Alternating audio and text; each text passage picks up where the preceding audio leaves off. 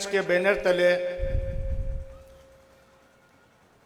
हमारा ये दूसरी मुस्लिम महापंचायत ईदगाह के ऐतिहासिक मैदान में रखी गई है। पूरी विधानसभा क्षेत्र झुंझुनू से आए हुए मेरे नौजवान साथियों, पिता तुल्य बुजुर्गों, आप सबका मुस्लिम न्याय मंच तहे दिल से हार्दिक अभिनंदन और स्वागत करती है। साथियों, मैं आपको बताना चाहता हूं कि पिछली 11 अक्टूबर से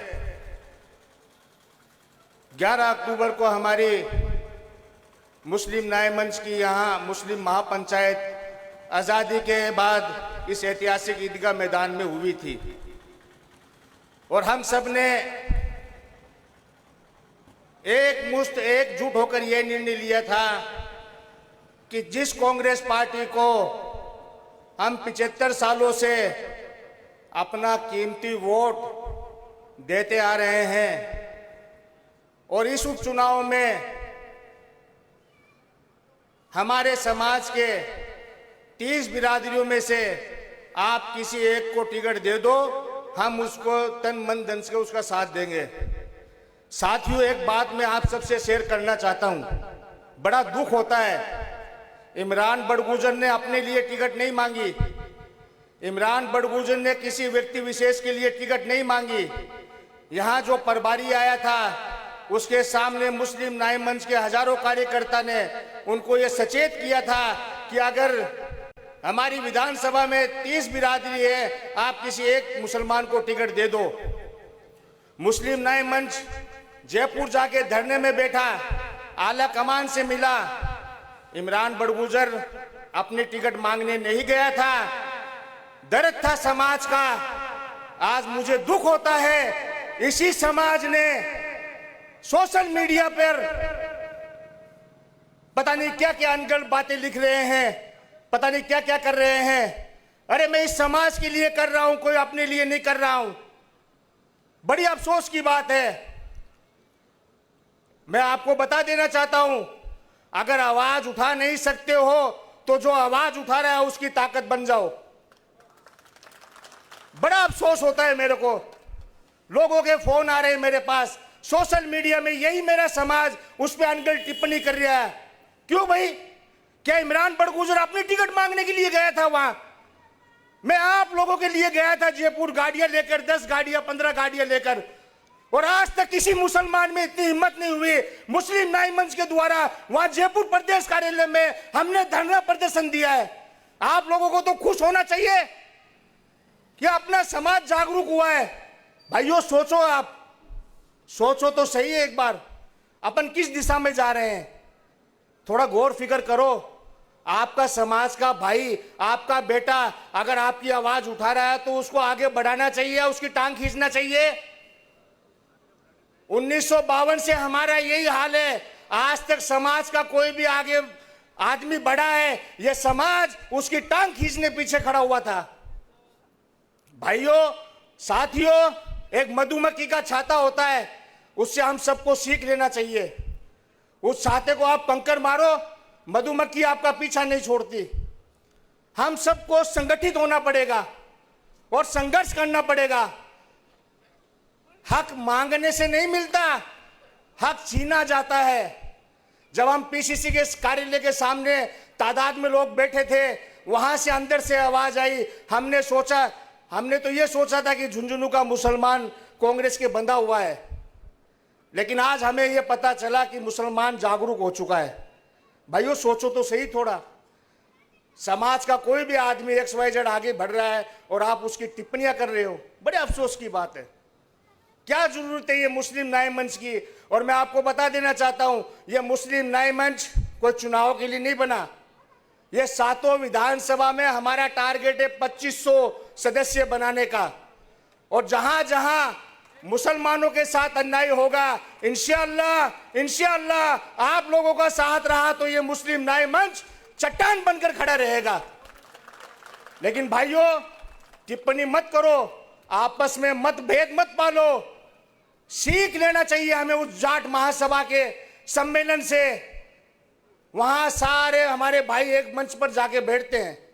हम लोग क्यों बिखरे हुए हैं? ऐसा कौन सा डर है जो हमें खा रहा है कि हम आपस में बटे हुए हैं, आपस में मन भेद कर रहे हैं, मतभेद कर रहे हैं? तो भाइयों, हमने हमारी मांग आला कमान तक पहुंचाई, लेकिन हमारी अनदेखी की गई। उनको पता है ये आपस में बढ़ जाएंगे। भाई उनको तो यही पता है ना, सबको पता है कि मुसलमान बढ़ जाएंगे, इनका क्या बढ़ता है? इतना प्रदर्शन होने के बाद, प्रभारियों से मिलने के बाद और मुस्लिम महापंचायत बैठने के बाद आप लोगों की संघर्ष की ताकत की मिसाल मैं आपको बता देता हूं। यह झुंझुनू विधानसभा की, लोकसभा की टिकट 1 महीने पहले तय हो जाती है। 23 तारीख को टिकट तय हुई है। यह आप लोगों की जीत है। लेकिन भाइयों, संघर्ष, संगठित रहोगे तो संघर्ष कर पाएंगे, नहीं तो संघर्ष नहीं कर पाएंगे। एक दूसरे की टांग खींचना बंद करो अल्लाह के वास्ते। हम उस नबी की उम्मती है जिन्होंने पूरी कायनात को जोड़ा है। अरे अफसोस होता है यार, कोई भाई आगे बढ़ रहा है या समाज के लिए लड़ रहा है, व्यक्ति विशेष का किसी का नाम नहीं लिया आज तक। आप कोई भी अखबार, न्यूज़पेपर की कटिंग, टीवी चैनलों के माध्यम से देखे हो कि किसी व्यक्ति विशेष के लिए हमने टिकट मांगा है। हमने मांगा है तो 30 बिरादरियों में से किसी भी एक मुसलमान को टिकट दे दो, हम उसको नाच नाच कर जीत के उसको विधानसभा में भेजेंगे। लेकिन नहीं सुनी हमारी बात। और हमने ये भी नहीं कहा आपको कि मुस्लिम न्याय मंच तय करेगा। पिछली मुस्लिम महापंचायत में हमने ये नहीं कहा कि मुस्लिम न्याय मंच तय करेगा कि हम किसके, अगर हमें टिकट नहीं मिलती है, समाज जो इस जाजम पे बैठा हुआ है 30 बिरादरियों के लोग, वो तय करेंगे कि आगे क्या रणनीति है। मुस्लिम न्याय मंच आपके, हमने एक नारा दिया है, जोर जुल्म की टक्कर में संघर्ष हमारा नारा है। और हक मांगा नहीं जाता, छीनना जाता है। हमारे में इतनी कुव्वत होना चाहिए कि हम अपने हक को जान सके, पहचान सके और इन लोगों से छीन सके। और आज ये मुस्लिम महापंचायत ईदगाह के इस मैदान में आयोजित की गई है। मुस्लिम न्याय मंच समाज के पीछे है। समाज जो तय करेगा, इंशाअल्लाह हम एक साथ लब्बैक कहेंगे। कहोगे लब्बैक? हाथ ऊंचा कर दो भाइयों। कहने का एक ही मतलब है, अपना कोई साथी नहीं है।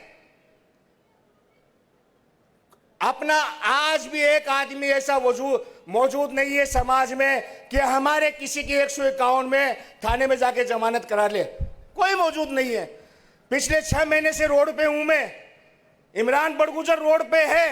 ईद बानो के मैटर में, इस्लामपुर वाले के मैटर में, हर मैटर में आगे हूं। लेकिन मुझे पता है आज वो परिवार भटक रहा है क्योंकि समाज ही एकजुट नहीं है। और जो आगे होके काम करता है उसकी आप टांग खींचते हो, टिप्पणियां करते हो उस पे।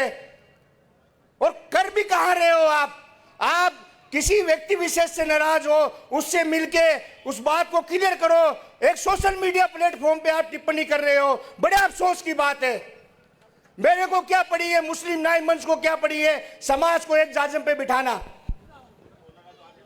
भाइयों सोचो तो सही थोड़ा। यह वक्त बटने का नहीं है, यह वक्त बटने का नहीं है, हमें एकजुट होने का है। और जब हम एकजुट होकर अपनी ताकत दिखाएंगे तो इंशाअल्लाह कामयाबी हमारे कदम चूमेगी। और कोशिश करने वालों की कभी हार नहीं होती, कोशिश करने वालों की कभी हार नहीं होती। मेरे भाइयों, अगर मेरी बात से किसी को बुरा लगा है तो मैं आप सबसे माफी चाहता हूं। और मैं एक बार पुनः इस मुस्लिम महापंचायत में हमारे एक छोटे से बुलावे पे आप सब अपना कीमती वक्त लेकर आए। मुस्लिम न्याय मंच आपका हार्दिक अभिनंदन, तहे दिल से शुक्रिया अदा करती है। मैं नारे लगाऊंगा, आवाज पहुंच जानी चाहिए। मैं पहले बोलूंगा आवाज दो, आप बोलना हम एक हैं। मैं दूसरे बोलूंगा जोर जुल्म की टक्कर में, आप सब बोलना संघर्ष हमारा नारा है। तैयार हो? आवाज दो, आवाज दो। जोर जुल्म की टक्कर में, जोर जुल्म की टक्कर में बहुत बहुत शुक्रिया साथियों। आपसे मेरा हाथ जोड़कर निवेदन है, अल्लाह के वास्ते हम एक नबी के उम्मती हैं, एक खुदा को मानने वाले हैं, आपस में मतभेद मत करना। यह चुनाव 13 नवंबर तक है, उसके बाद हमें एक जगह रहना है, एक जगह खाना है, एक साथ बैठना है। इस चुनाव के लिए आपस में अपने भाइयों से मतभेद मत कर लेना। मैं इस मुस्लिम न्याय मंच के माध्यम से आपसे मैं गुजारिश करता हूं। जय हिंद, जय भारत। बहुत खूब सर, बहुत खूब। एक अलग एक विश्वास आपने कौम के अंदर जगाया है और युवा न्याय मंच की जो भूमिका है वो पूरी भूमिका आपने बहुत अच्छी तरीके से अदा की है। हर बार आंदोलन के अंदर आप बहुत अच्छी तरीके से जुड़े हुए हैं इमरान भाई।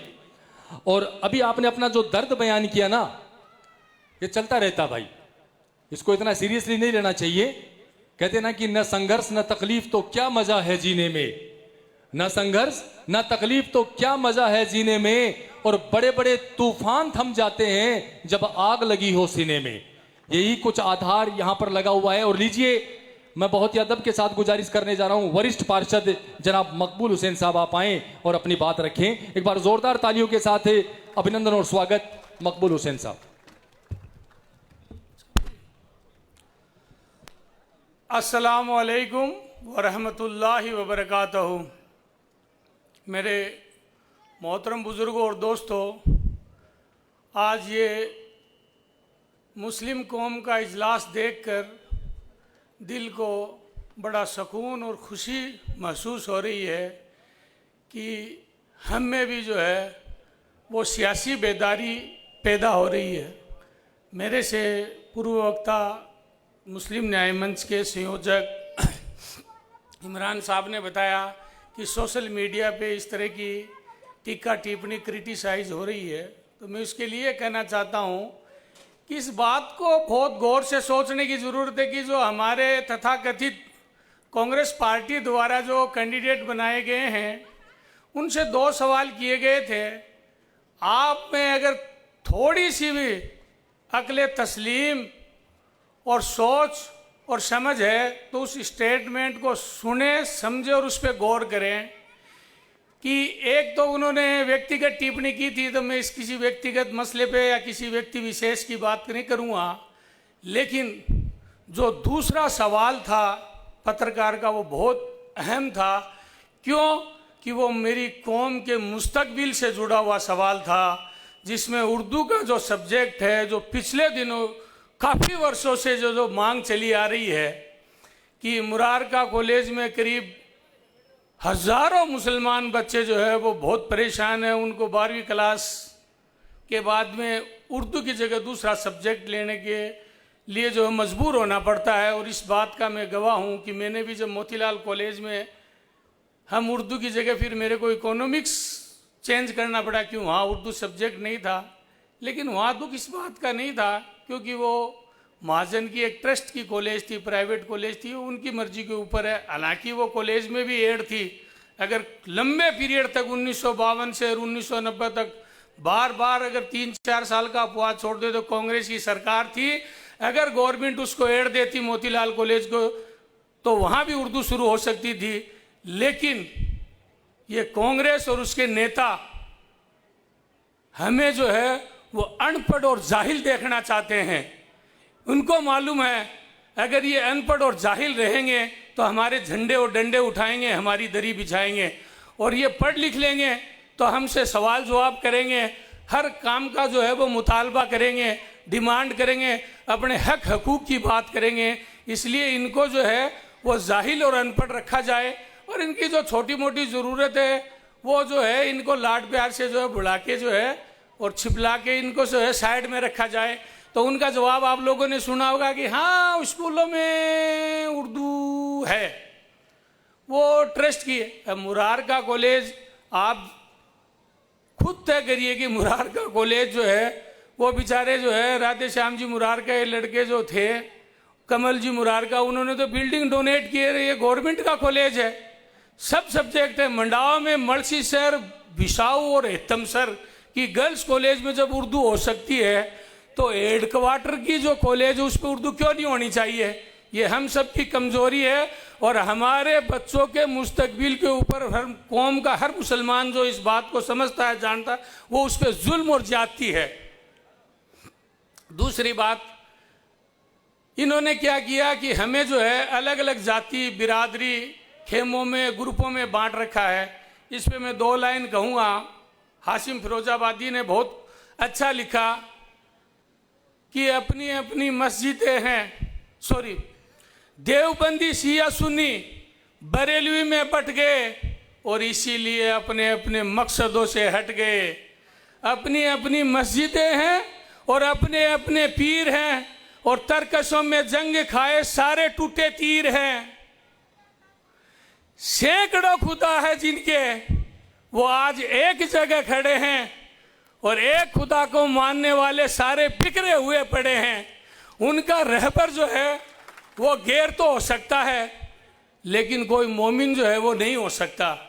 और सबसे बड़ी बात, अफसोस की और दुख की ये बात है मेरे दोस्तों, हम किसी को वोट दे रहे हैं, उसको सपोर्ट कर रहे हैं, अच्छी बात है, कोई दिक्कत नहीं है, वो उनका सोच है, उसका फ्रीडम ऑफ एक्सप्रेशन है, उसकी सोच है, वो आज़ाद है। भारत के संविधान ने, आइन ने उसको आज़ादी दी है, मुझे कोई उस बात से तकलीफ नहीं है।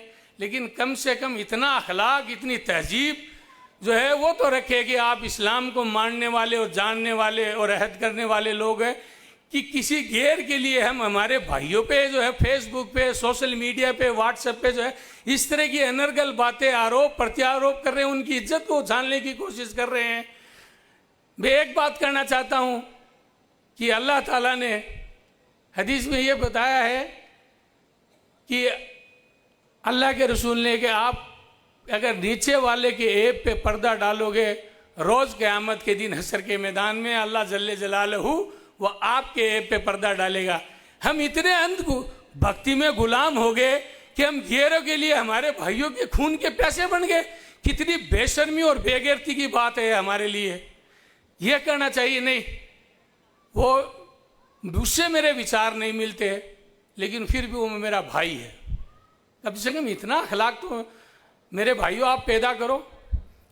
बड़ी खुशी की बात है, हम हारे नहीं हैं। हम 11 तारीख को जमा हुए, ये पूरे हिंदुस्तान में इसका मैसेज गया। आज हम जमा हुए, मैं तो आपका ज़िंदगी भर का एहसानमंद रहूँगा, इसका मैसेज भी पूरे हिंदुस्तान में जाएगा। और पहली बार मैंने तो 30 साल से जो है वो सियासत कर रहा हूँ, पार्षद हूँ, मैंने तो कभी मुसलमान को टिकट मांगते देखा नहीं इतनी हजूम के साथ में।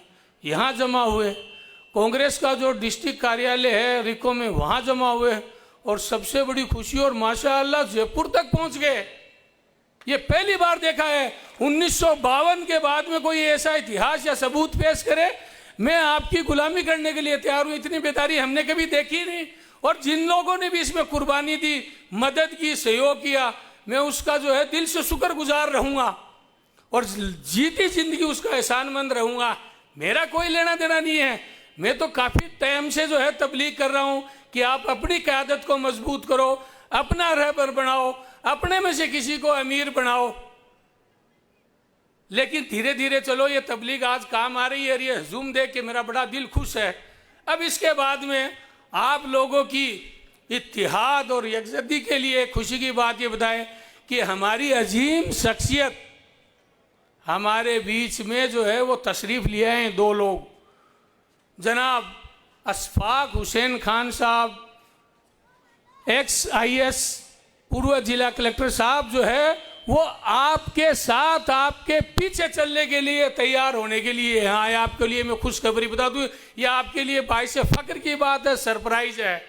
आज कांग्रेस के बड़े लीडर और मदरसा बोर्ड के चेयरमैन, जिनको राज्य मंत्री का दर्जा जो है राजस्थान की सरकार ने दे रखा है, वो भी हम आपकी एकता, आपके इतिहाद को देख के जो है वो पार्टी से बड़े जो है वो कौम को समझ के वो भी हमारे बीच में आए हैं। नहीं तो लोग क्या कहते हैं, यार मेरी तो पार्टी का मामला, मैं कौन सकूँ। मैं एक बात आप लोगों से करना चाहता हूँ, टाइम ज़्यादा नहीं लूँगा।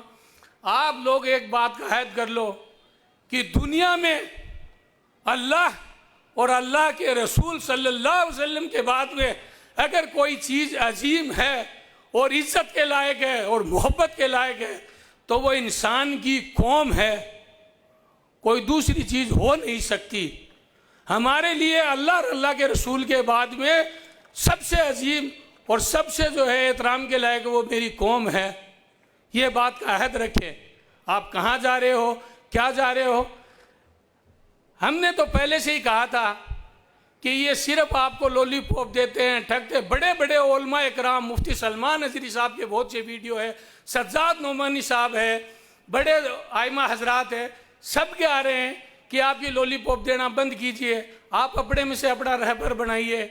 ये हमेशा, अब ये जो बाई इलेक्शन है इसमें अगर आपको टिकट नहीं दे तो जनरल इलेक्शन में उम्मीद क्या करोगे इन लोगों से आप? इसमें कौन सी सरकार बन रही है, कौन सी सरकार बिगड़ रही थी? अगर जनरल इलेक्शन में कहते तो मुसलमानों बीजेपी आ जाएगी, अरे बीजेपी तो ऊपर जा रही है और हम जो है नीचे जा रहे हैं। जो कौम मुल्क की आज़ादी के टाइम में 40% गवर्नमेंट सर्विस में थे, आज 1% से नीचे आ गए। जिस कौम की सैकड़ों रियासत थी वो कौम जो है रसाताल में चली गई। एक लेबर क्लास बना के रख दिया एक साजिश के तहत धीरे धीरे। और रही बात ये कि कौन कितना सांप्रदायिक नहीं है, ये आप इतिहास उठाकर देख लिए। अब तो ये मोबाइल इसमें बोलते जाइए, हाशिमपुरिया मलियाना 1987 का दंगा, तुरंत ही जो है वो लाशों के ढेर दिखाई देंगे। 1980 ये ईदगाह मैदान, मुरादाबाद का ईदगाह मैदान, 14 अगस्त के दिन इतना बड़ा जो है वो गोली कांड हुआ कि जलियांवाले बाग को आप लोग भूल जाओगे। उसको नमाज पढ़ते लोगों के ऊपर पुलिस ने सीधे फायरिंग करके लाशों के ढेर लगा दिए और फिर इसको क्या हिंदू मुस्लिम दंगा और सांप्रदायिक दंगा बनाने की कोशिश की गई है। जुल्म और जाति, दिल्ली का जो है नरसंहार जेनोसाइड उठा के देख लीजिए, मुजफ्फरनगर देख लीजिए। जब उपेंद्र नारायण सिन्हा बिहार के चीफ मिनिस्टर थे, वो दिल्ली में 5 स्टार होटलों में ऐश कर रहा था और वहाँ मुसलमानों का कत्लेआम होकर उनकी लाशों के ऊपर गोभी की सब्जियां बिछाई जा रही थी। भागलपुर का दंगा 1989 में तो हम 11वीं क्लास में थे, सब जानते थे, बालिग थे, अच्छे से थे। जुल्म और जाति की अगर कंपेरिजन करोगे तो हिमालय पर्वत से भी ऊंचा इस कांग्रेस पार्टी का इतिहास है। ये सिर्फ और सिर्फ हमें गुलाम बना के रखना चाहते हैं। मेरी आपसे एक ही गुजारिश है, या तो आप अपने में से अपना रहबर बनाओ, अगर इतना भी नहीं कर सकते हो तो कम से कम आने वाली 13 तारीख में इसको ऐसा जवाब दो कि ये 2 नंबर 3 नंबर नहीं, पता नहीं कहाँ जाए। हम अगर इस नींव का पत्थर नहीं रखेंगे तो दूसरे जो है वो बिल्कुल भी इनके साथ आने के लिए तैयार नहीं। आपने बाइकाट कर दिया तो गाँव से भी बाइकाट होगा और ये तीसरे चौथे नंबर पे पता नहीं कहाँ कांग्रेस जाएगी और ये आपके घुटने पे आ जाएगी। लास्ट में मैं मेरी बात को विराम देने से पहले एक बात और करना चाहता हूँ। यहाँ बहुत से आइमा हजरात बैठे हैं, कांग्रेस पार्टी कोई दीन का हिस्सा नहीं है और न ही कांग्रेस पार्टी को वोट सपोर्ट करने से हमारी बख्शीश का जरिया बनेगा रोज क़यामत के दिन। हमारी बख्शीश का जरिया हमारे भाइयों के मदद करने से बनेगा, अच्छे अखलाक करने पड़ेगा, मजलूमों की मदद करने से बनेगा। इसलिए एक कम से कम हद करके जरूर चाहिए कि आप अपना वोट सोच समझ कर दे।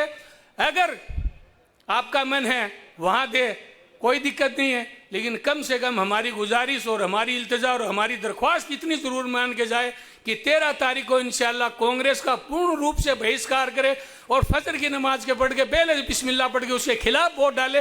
अगर आपको कोई पसंद नहीं है तो संविधान ने एक नया निशान दे दिया है, नोटा का इस्तेमाल कर सकते हैं, लेकिन इनको जो है बाइकाट करे। इन्होंने हमारा हक छीना है, हमारे हक पे कब्जा करके बैठे। जिस तरह से इजराइल ने जो है फिलिस्तीन की ज़मीन पर कब्जा कर रखा है, उसी तरह एक परिवार ने जो है मुसलमानों की सियासी ज़मीन के ऊपर कब्जा कर रखा।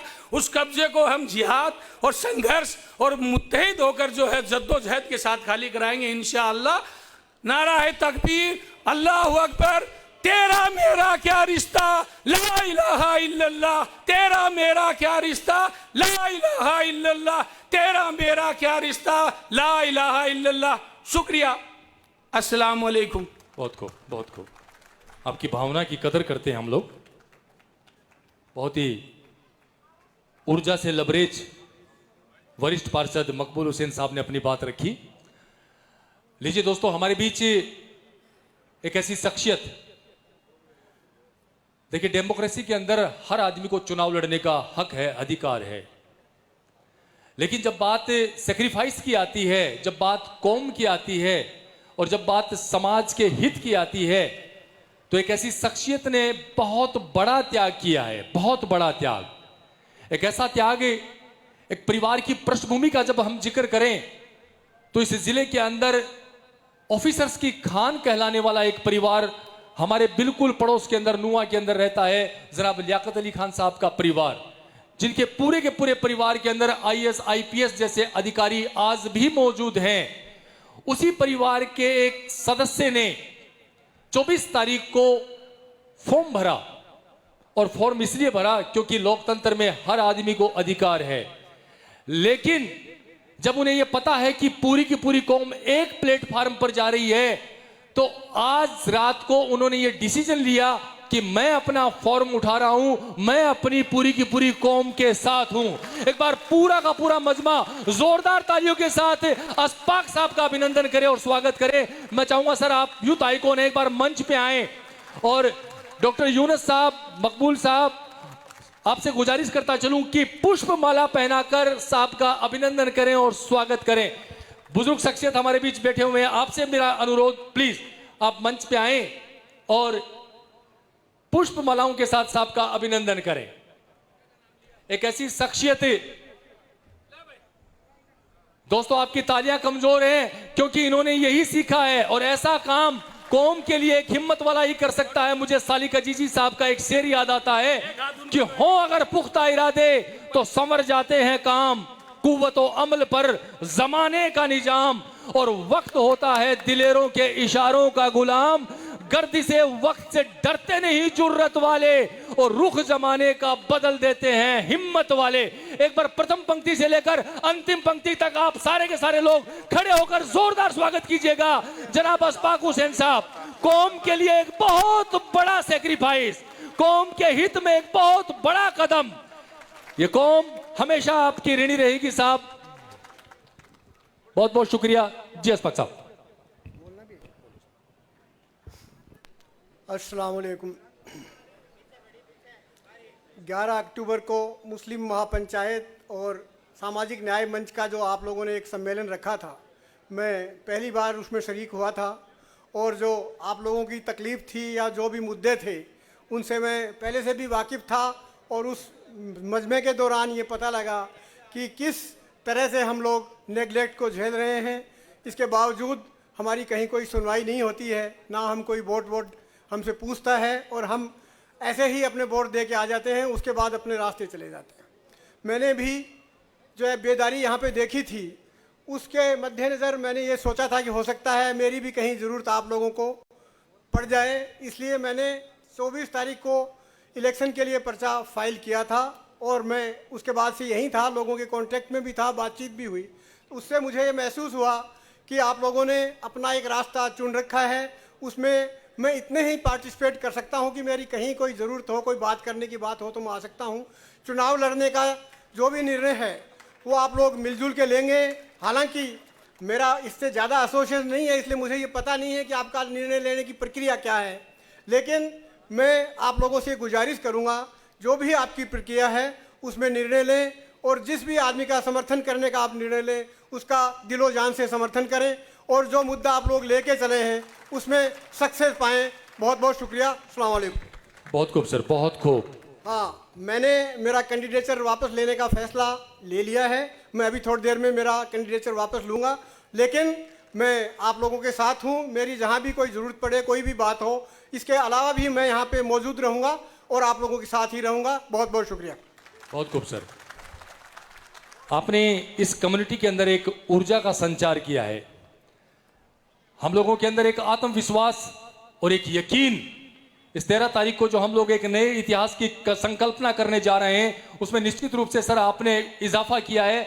आत्मविश्वास से इस पूरी की पूरी आवाम को आप लोग ने भर दिया है, और स्पेशली इस आवाम के लिए इतना ही कहा जा सकता है कि शाम के ढलते सूरज से पूछा मैंने एक रोज, शाम के ढलते सूरज से पूछा मैंने एक रोज कि इतनी चमक के साथ डूबता आखिर क्यों है, तो सूरज ने जवाब दिया कि डूबना मेरा आखिर नहीं है, मुझे यकीन है कि सवेरा होगा।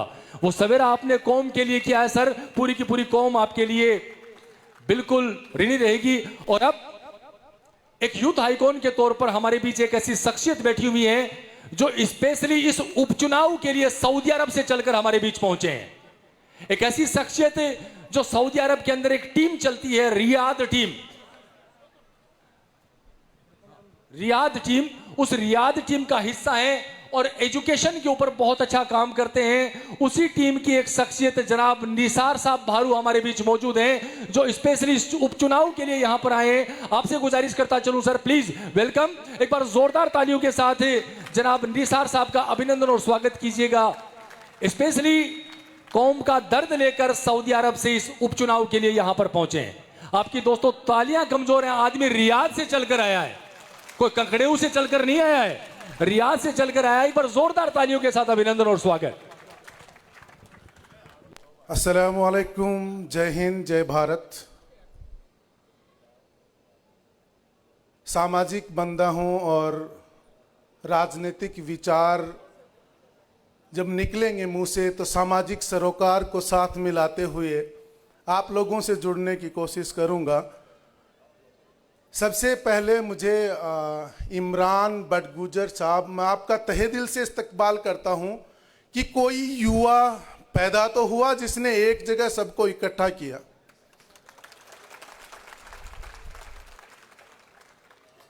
एक छोटा सा बच्चा होता है,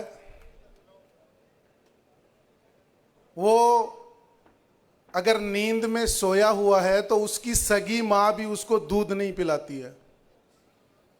उसको दूध तब मिलता है जब वो बच्चा रोता है।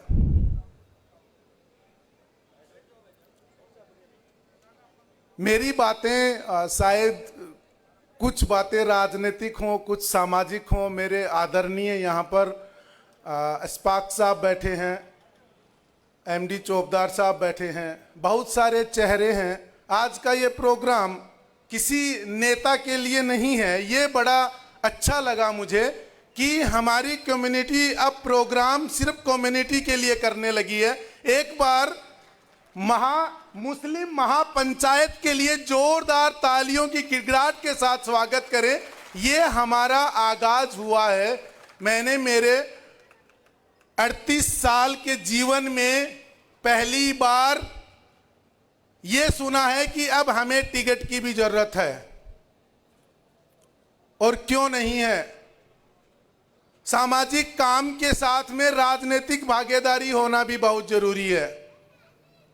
जब हमारे पास हमारे कैंडिडेट को जिताने जितने वोट हैं, और जब हम सरकार को कहते हैं कि अब हमारे किसी कम्युनिटी के बंदे को आप लोग टिकट दें ताकि हमारा भी कुछ हो, और वो उस चीज को इग्नोर करते हैं।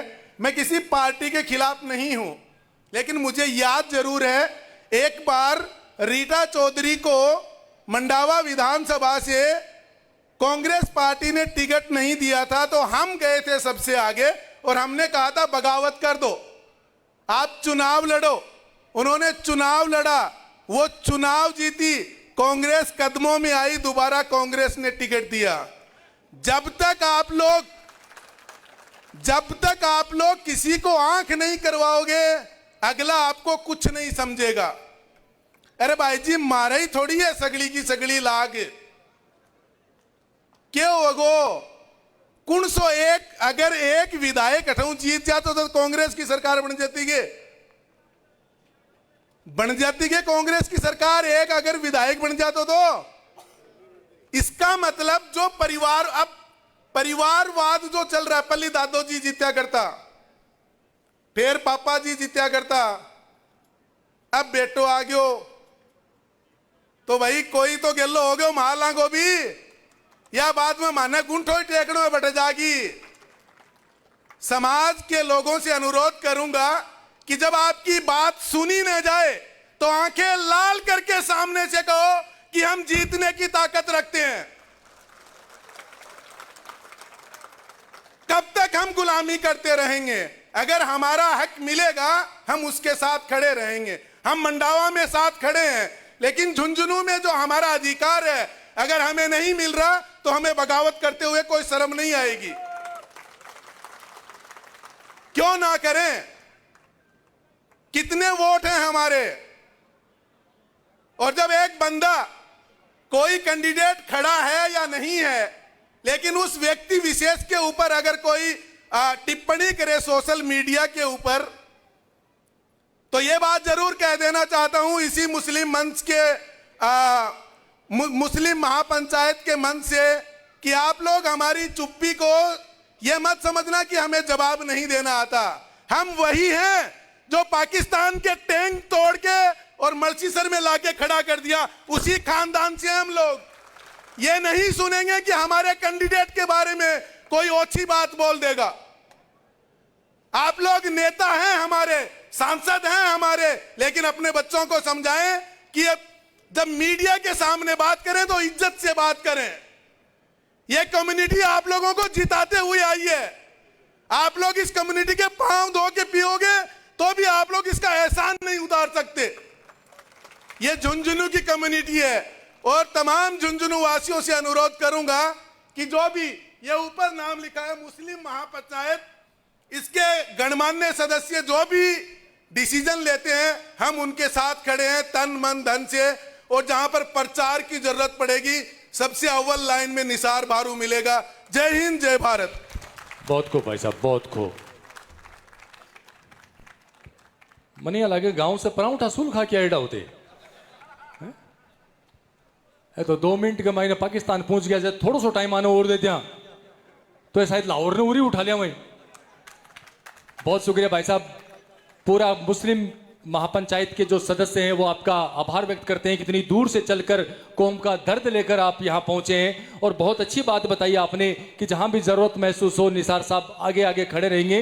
इकरा फाउंडेशन से आप जुड़े हुए हैं, सैल्यूट सर, सैल्यूट। और लीजिए कार्यक्रम को आगे बढ़ाते हुए मैं बहुत ही अदब के साथ गुजारिश करने जा रहा हूं, थोड़ा सा समय का थोड़ा सा ध्यान रखें भाई आप लोग, क्योंकि वक्ता ज्यादा हैं। छोटे छोटे शब्दों के अंदर बहुत बहुत बात करें। और मैं इसी क्रम के अंदर बहुत ही अदब के साथ खादिम हुसैन साहब से गुजारिश करने जा रहा हूं। खादिम हुसैन खान खोकर ईदगाह कमेटी के मैनेजिंग डायरेक्टर हैं, चेयरपर्सन हैं जनाब खादिम साहब। एक बार जोरदार तालियों के साथ अभिनंदन और स्वागत। अस्सलाम वालेकुम। आज की मुस्लिम महापंचायत का मकसद तो आप सबको समझ में आ गया होगा, क्योंकि आदेश मिला है कि हमें 2-3 मिनट में अपनी बात ख़त्म करनी है। तो हमारा मकसद, अगर हमें हक छीनना है अपना, तो हर हाल में कांग्रेस और एक परिवार का बायकॉट करना पड़ेगा। अगर हम उसका बायकॉट करेंगे तभी हमारा आगे के लिए चांस बन सकता है। इस बार भी हमने गलती कर दी तो आने वाले 50 साल में मैं आपको गारंटी देता हूं कि हमारा कोई रास्ता टिकट का नहीं बनेगा।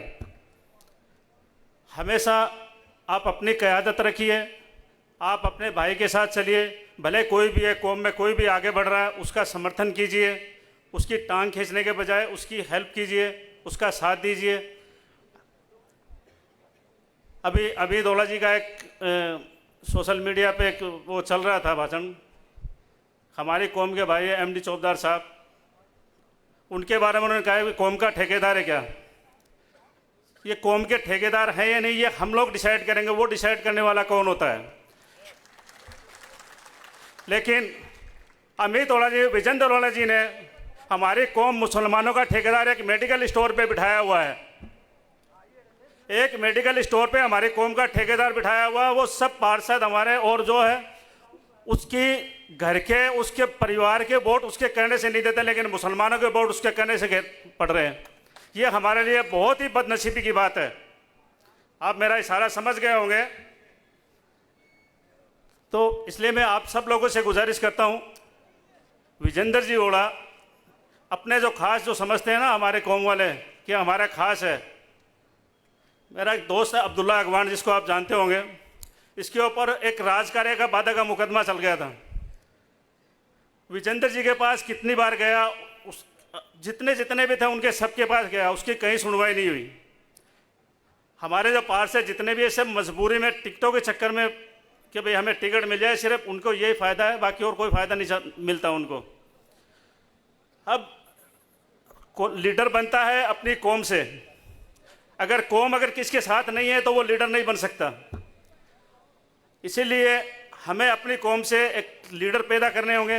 अगर लीडर हमारा कोई एमएलए या एमपी बनता है तो विधानसभा में, संसद में हमारी आवाज़ सुनी जाएगी। रही बात वोट की, इस उपचुनाव में ये मेरी पर्सनल राय है, आप जिसको वोट देना चाहें दें, जो अच्छा लगे उसको वोट दें। 2-3 कैंडिडेट है, आपको पता है, 2-3 कैंडिडेट, उनकी मदद कीजिए आप, तभी कांग्रेस तीसरे या चौथे नंबर पे जाएगी।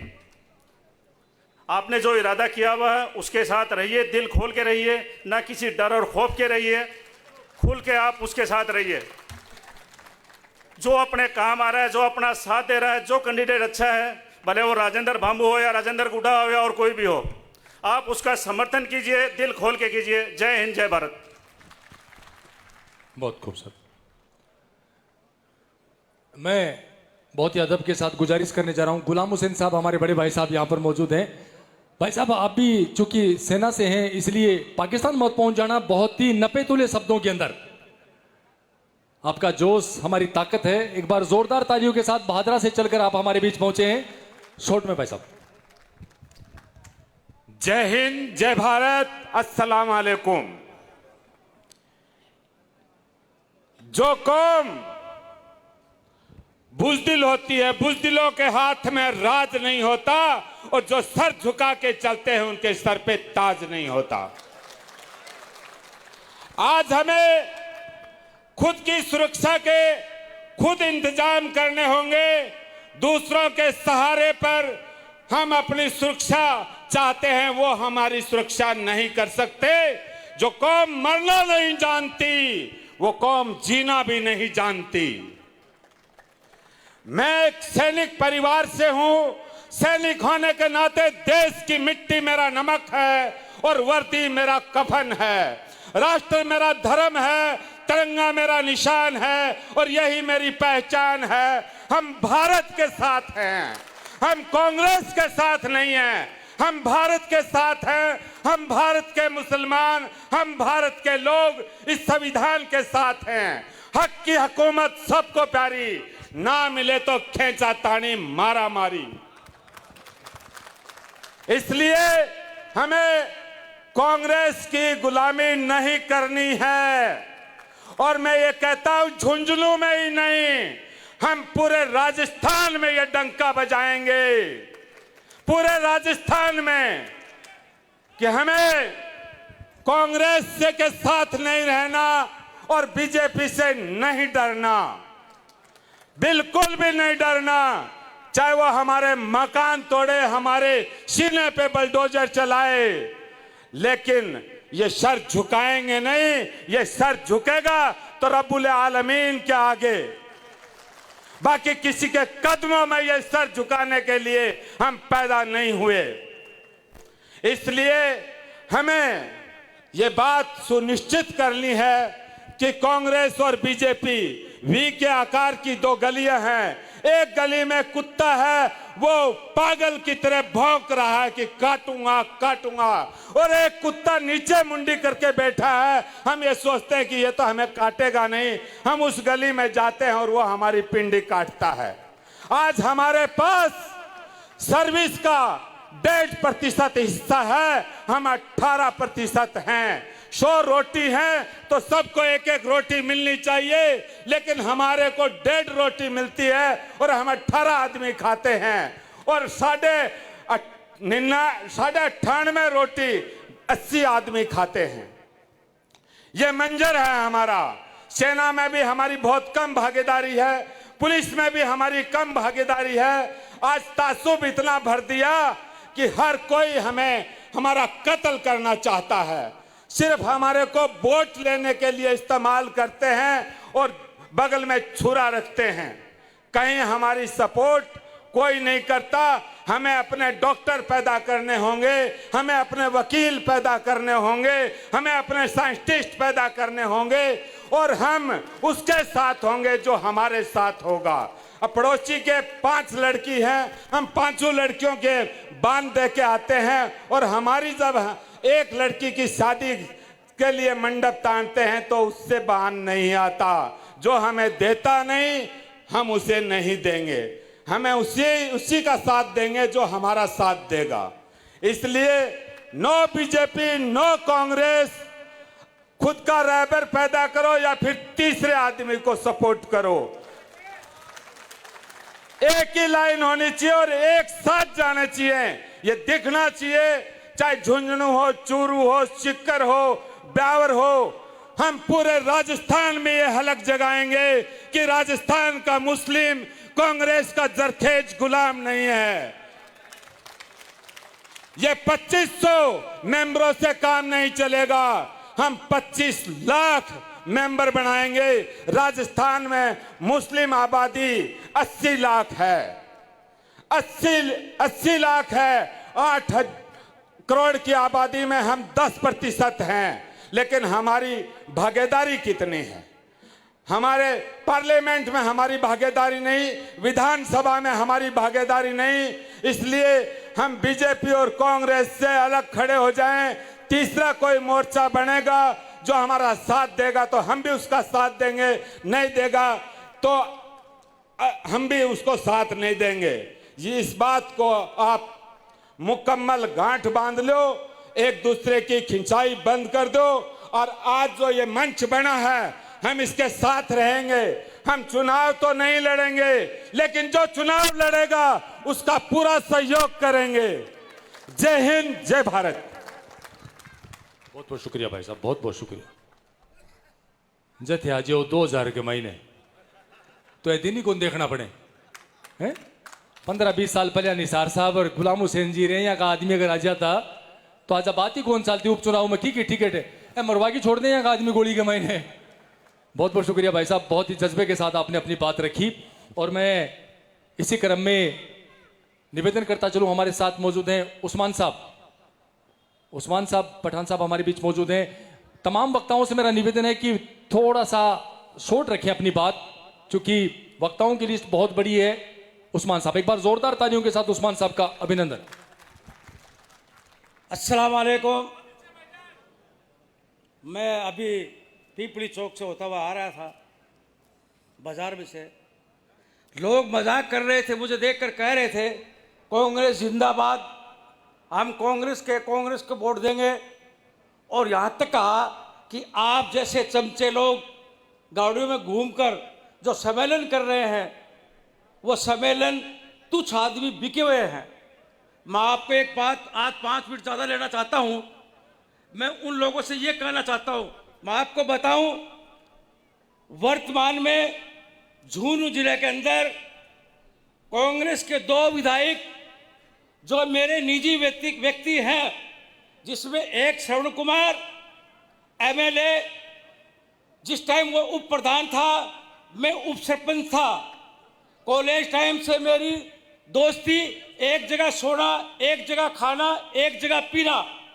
लेकिन मैंने उस आदमी के पास उसके बिना विधानसभा क्षेत्र के मैंने सैकड़ों बदली कराई है, लेकिन कोई ये नहीं कर सकता कि जयपुर का किराया दे। मेरे पर उसका बहुत बड़ा एहसान है कि मेरे साथ एक इतना बड़ा कांड हो गया था। उसने अपने चौधरी समाज को, सबको उसने मना कर दिया था कि मुझे वोट की जरूरत नहीं, मुझे उस्मान की जरूरत है। गलत आदमी को नहीं छोड़ता, मैं सही को छोड़ता नहीं हूँ, गलत आदमी को छोड़ सकता हूँ। मैं उनको कहना चाहता हूँ, ये बात मैंने क्यों कही?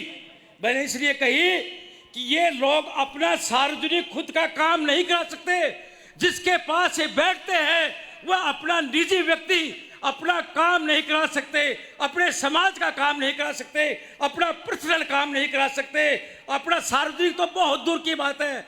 ऐसा व्यक्ति मुझे आज मिला जो मुझे खुद को चमचा कहा। मैं 5 साल से उसका मंत्री, उसका आदमी मंत्री है घर पर, और मेरा आदमी विधायक हारा हुआ है। मुझे कह रहा है कि मेरे भाई का तबादला करवा के दे। वो आपका उस आदमी के पास तबादला नहीं करवा सकता, उस आदमी के पास जा नहीं सकता, तो ऐसे व्यक्ति के पास जाकर क्या करना है?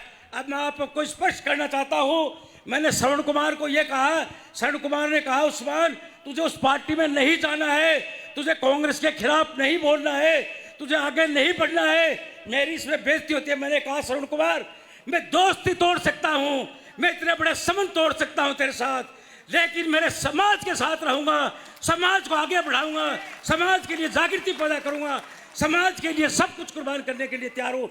मेरे दोस्तों, जब मैं ऐसे विधायक को छोड़ सकता हूँ जो मेरे लिए गोली खाता है, हकीकत में यह कोई झूठी काल्पनिक बात नहीं है। रिवॉल्वर लेके मेरे लिए बैठ गया था, मैंने उसके लात मार के समाज पर आया हूँ। तो आपको भी सोचना चाहिए कि आपके साथ क्या हो रहा है। आप सोचिए, 50 साल पहले जहाँ थे आप, आज वही है। आप लोगों की मजाक की जाती है, गांव में मजाक की जाती है।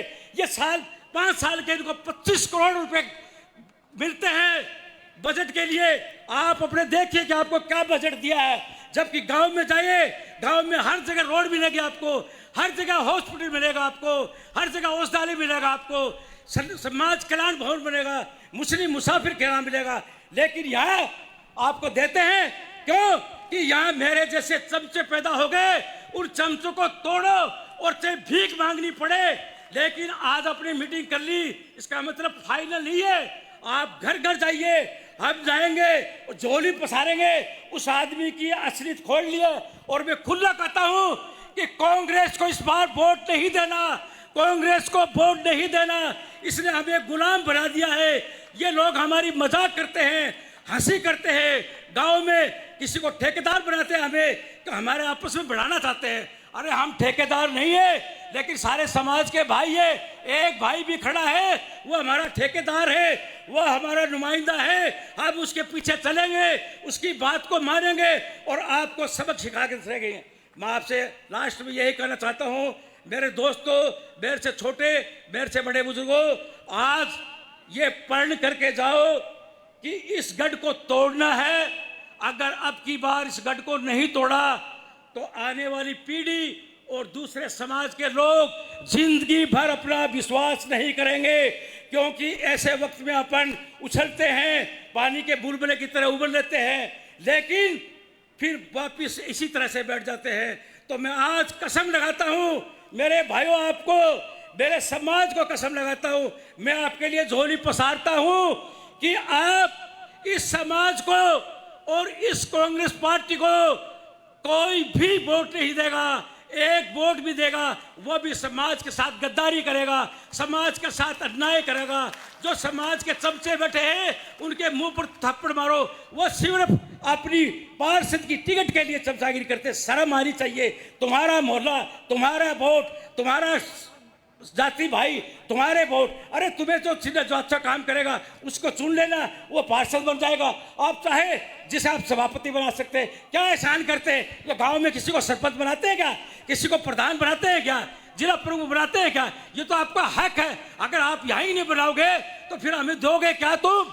हमें पागल और मूर्ख मत समझो। अब आप कभी भी नहीं समझेंगे मूर्ख और पागल। एक साथ जुट होकर अल्लाह और अल्लाह के रसूल पर यकीन करके गद्दारी नहीं करेगा। 13 तारीख को जो भी अच्छा लगे समाज के साथ खड़ा रहे, समाज को साथ झुके नहीं, समाज के सुख दुख में खड़ा रहे, हिम्मत के साथ अपनी हिम्मत बढ़ाए, उस व्यक्ति को 160% वोट डाल दो, ताकि इतना पता लगे पूरे राजस्थान के अंदर हंगामा मचे। मैं यही कहकर आपको 2 शब्द छोड़ना चाहता हूँ। खुदा हाफिज, जय हिंद, जय भारत। वाह साहब, बहुत खूब, बहुत अच्छी ऊर्जा आपने पैदा की है। मैं अगले वक्ता के तौर पर निवेदन करता चलूं, डॉक्टर यूनुस साहब हमारे बीच मौजूद हैं, आप भी अपनी बात रखें। डॉक्टर यूनुस साहब, एक बार जोरदार तालियों के साथ अभिनंदन और स्वागत डॉक्टर साहब का। अस्सलाम वालेकुम। आज ये झुंझुनू मुस्लिम फ्रंट की मीटिंग क्यों रखी गई है, मैं इसी के बारे में 2 मिनट लूंगा आपको। मैं ज्यादा नहीं बोल के आपको एक ही बात कहूंगा कि बटो मत भाइयों, बटोगे तो मरोगे। पहले कह दूं, बटोगे तो मरोगे। बहुत बड़ी बात, बहुत बड़ी बात। और आज मेरे आपसे एक ही बात की इल्तिजा है, अपने पूरे घर घर में जाके कह दो कि कांग्रेस के खिलाफ वोट देंगे और कांग्रेस को वोट नहीं देंगे। जय हिंद, जय भारत। बहुत बढ़िया, बहुत बढ़िया। ये देखो दोस्तों, दर्द है। चलता रहूंगा पथ पर चलने में माहिर बन जाऊंगा, और या तो मंजिल मिल जाएगी या फिर अच्छा मुसाफिर बन जाऊंगा। हमें तो अच्छा मुसाफिर बनना है, इस बार इतिहास रचना है। और इसी क्रम में मैं, मेरे बहुत ही अजीज केड गुरु आलम शेर भाई यहां पर मौजूद हैं, आपसे भी गुजारिश करता चलूं आप आए और नपे तुले शब्दों के अंदर अपनी बात रखें। एक बार जोरदार तालियों के साथ अभिनंदन केड गुरु आलम शेर भाई।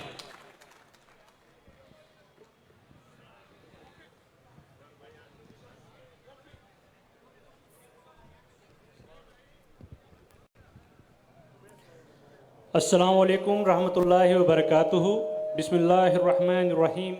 एक्चुअली ये मुस्लिम न्याय मंच, इसका मैं सबसे पहले तहे दिल से शुक्रिया अदा करता हूँ कि जिन्होंने एक मंच कायम किया है, राजनीति से, पार्टियों से ऊपर उठकर, बिरादरियों से ऊपर उठकर, और हम जो प्रोफेशन से ऊपर उठकर, अमीरी गरीबी से ऊपर उठकर एक मंच के, एक जाजम के तले इन्होंने बिठाने का प्रयास किया है। सबसे पहले मैं उन सब का शुक्रिया अदा करता हूं। और मैं दो चार बात में अपनी बात मुकम्मल करूंगा। वो ये है कि एक मुसलमान का अकीदा क्या है। मुसलमान का अकीदा है कि वो डरता सिर्फ अल्लाह से है। तो फिर हमें क्यों कोई पार्टी ये डराती है कि वो पार्टी आ जाएगी तो आपको बाहर निकाल देगी, कि वो पार्टी आ जाएगी तो आपको यहाँ से बाहर निकाल देगी, जिंदा जला देगी, मार देगी, बुलडोजर चला देगी। ऐसे क्यों डराया जाता है? जब हम एक खुदा से डरने वाले हैं तो हम किसी पार्टी से क्यों डरते हैं? तो सबसे पहले आज ये अहद करें कि हमें किसी पार्टी विशेष से डरना नहीं है और हमें उस पार्टी का बायकॉट करना जो हमारे से डरा के वोट लेती है, डरा के वोट लेती है। मैं भी एक कट्टर कांग्रेसी रहा हूँ, मेरा पूरा खानदान रहा है, बिना किसी लाग लपेट के रहा है। लेकिन ये जो जब से न्याय मंच से बात निकली है और खुले बेदारी आई है, मेरे को समझ में आया कि मैं कांग्रेस को वोट क्यों करता हूं। ये मेरे जहन में सवाल आया। इसी तरीके से जितने भी ये विराजमान लोग हैं, इनके जहन में भी एक सवाल जरूर आना चाहिए कि ये मैं कांग्रेस को वोट क्यों करता हूं, कांग्रेस ने मुझे दिया क्या है और बाकी पार्टी ने मेरे लिया क्या है। कोई किसी के मारने से नहीं मरता, क्योंकि मुसलमान का अकीदा है कि जिंदगी और मौत का मालिक सिर्फ अल्लाह है। जिंदगी और मौत का मालिक सिर्फ अल्लाह है और इज्जत और जिल्लत का मालिक भी सिर्फ अल्लाह है। तो फिर हम क्यों किसी पार्टी और व्यक्ति विशेष से डरते हैं? क्यों फिर हम किसी पार्टी विशेष से डरते हैं? क्यों हम नहीं होते एक जाजम पर? क्यों एक दूसरे की टांग खिंचाई करते हैं? क्यों हम किसी लीडर के जो अपना जो रहबर चुनते हैं, उस रहबर के पीछे क्यों नहीं खड़े हो जाते? क्या वजह है इसके पीछे? तो मैं एक गुजारिश और करता चलूं, काम करने की जरूरत है, वक्त बहुत कम है। काम ये करना है, चुपचाप काम करना, बिना किसी सोशल मीडिया की वो जो यूज करे हुए घर घर जाकर अपने एक वोट के साथ 10 वोट को कांग्रेस के खिलाफ टिकाने में अपना काम करना है। ये काम सबसे बेहतर होगा। और दूसरी बात मैं कहता हूं कि एक आजकल वोट की जो पॉलिसी बन गई है कि कांग्रेस, जैसे कांग्रेस का कार्यालय हो, बीजेपी का कार्यालय हो या किसी भी पार्टी का कार्यालय हो, हम मुसलमान की पहचान नहीं है कि हम वहां जाके चाय पिएं, वहां खाने की पार्टी करें, वहां की गाड़ियों का इस्तेमाल करें, अपना खुद की गाड़ी चलाकर हम अपना खुद का खाना खाकर दूसरों को लेकर आएं। तब ये काम करेंगे, तभी हमारी कौम आगे आएगी इंशाअल्लाह ताला। यही बात के साथ मैं आपको शुक्रिया अदा करता हूं कि आप लोग इस मंच पे हैं और एक रहें, संगठित रहें। कटोगे बंटोगे तो कटोगे, ये बात बिल्कुल सत्य है। जज़ाकल्लाह खैर। शुक्रिया। बहुत को भाई, बहुत बहुत शुक्रिया। मैं बाहर जितने भी लोग खड़े हैं, हमारी जो व्यवस्था देख रहे हैं, उनसे मेरा निवेदन है, प्लीज आप लोग अंदर आ जाएं भाई। बाहर बहुत से लोग खड़े हैं, आपसे मेरी गुजारिश, निवेदन, बराए मेहरबानी आप लोग अंदर आए, पंडाल में आकर अपना स्थान ग्रहण करें। और लीजिए दोस्तों, पिछले 4-5 दिन से एक घटनाक्रम चला हुआ था और उस घटनाक्रम के अंदर कांग्रेस प्रत्याशी द्वारा जो अनगरल आरोप लगाए जा रहे थे एक व्यक्ति विशेष पर, वो व्यक्ति विशेष भी यहां पर मौजूद हैं, जिन्हें मीडिया के माध्यम से ये मंच के बाईं तरफ ईदगाह के अंदर जो क्या हो रहा भाई, ये प्लीज आप लोग प्रोग्राम को ऐसा मत करो। आप लोग एक व्यक्ति विशेष पर जो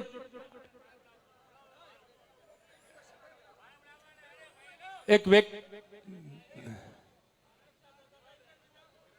समाज का कार्यक्रम और इस प्रकार का ऐसा मत करो प्लीज। एक व्यक्ति विशेष पर जो टिप्पणी की जा रही थी, उस टिप्पणी का आधार मीडिया और सोशल मीडिया के अंदर आपने और हमने बहुत अच्छी तरीके से देखा।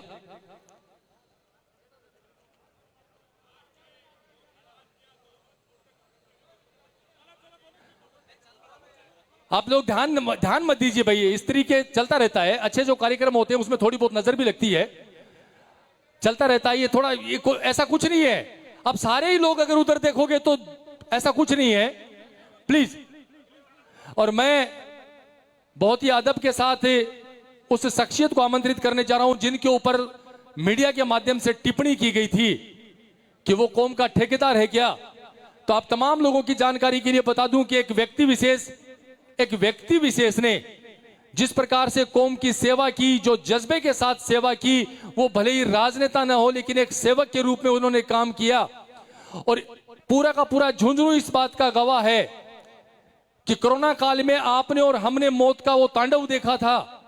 उस वक्त लोग अपनों का कंधा नहीं दे पाए थे, अपनों का अंतिम संस्कार नहीं कर पाए थे। उस वक्त एक व्यक्ति विशेष घर से निकलता है और लोगों की मदद करता है। वो कोई राजनेता नहीं बल्कि एक सेवक बनकर मदद करता है, और उस सेवक का नाम एमडी चौबदार था। उस व्यक्ति विशेष के ऊपर टिप्पणी करना कि वो मुसलमानों का ठेकेदार है क्या, ये वो टीम जो घरों से निकलकर लोगों के चूल्हों तक पहुंची, उनको दवाइयां मुहैया करवाई और उखड़ती सांसों को रोकने का जो काम किया, वो एक राजनेता ने नहीं बल्कि एक सेवक ने किया था। और उस सेवक की इस प्रकार से आलोचना करना, टिप्पणी करना एक प्रत्याशी के लिए बहुत ही खतरनाक साबित हो सकता है। एक व्यक्ति विशेष, मैं बहुत ही अदब के साथ, चूंकि एमडी चौबदार ने अपना वकार बनाया है, अपना वजूद बनाया है। आज ऐसे बहुत से स्टूडेंट हैं जिसका मैं गवाह हूं, जो सीएलसी के अंदर, गुरु कृपा के अंदर और जितनी भी इंस्टीट्यूट है वहां पर मेडिकल की पढ़ाई कर रहे हैं। उनकी वो भूमिका जो उनके माँ बाप को अदा करनी चाहिए थी, वो एक भाई बनकर ये आदमी काम कर रहा है। इसलिए समाज का राजनेता नहीं बल्कि एक सेवक बनकर काम कर रहा है। और ऐसे सेवक के लिए तो ये कौम एक ही बात कह सकती है साहब, कि समर में जो घाव खाता है उसी का मान होता है। समर में जो घाव खाता है उसी का मान होता है। और छिपा हर वेदना में एक दर्द होता है। और छेनी जो पाषाण, एक ऐसा पाषाण जिसे पत्थर से तराशा जाता है, मूर्ति का आकार, देवता का आकार दिया जाता है, कि समर में जो घाव खाता है उसी का मान होता है। और छिपा और हर वेदना के अंदर एक अभिमान होता है। और वही पाषाण किसी मंदिर में भगवान होता है। एक सेवक के रूप में जो भूमिका एमडी चौबदार साहब ने अदा की है, मैं बहुत ही जोरदार तालियों के बीच आमंत्रित करने जा रहा हूं। जनाब एमडी चौबदार साहब, आप आए और अपनी बात रखें। समाज का एक राजनेता नहीं बल्कि एक सेवक आपके बीच हाजिर हो रहा है। एक बार जोरदार तालियों के साथ अभिनंदन और स्वागत।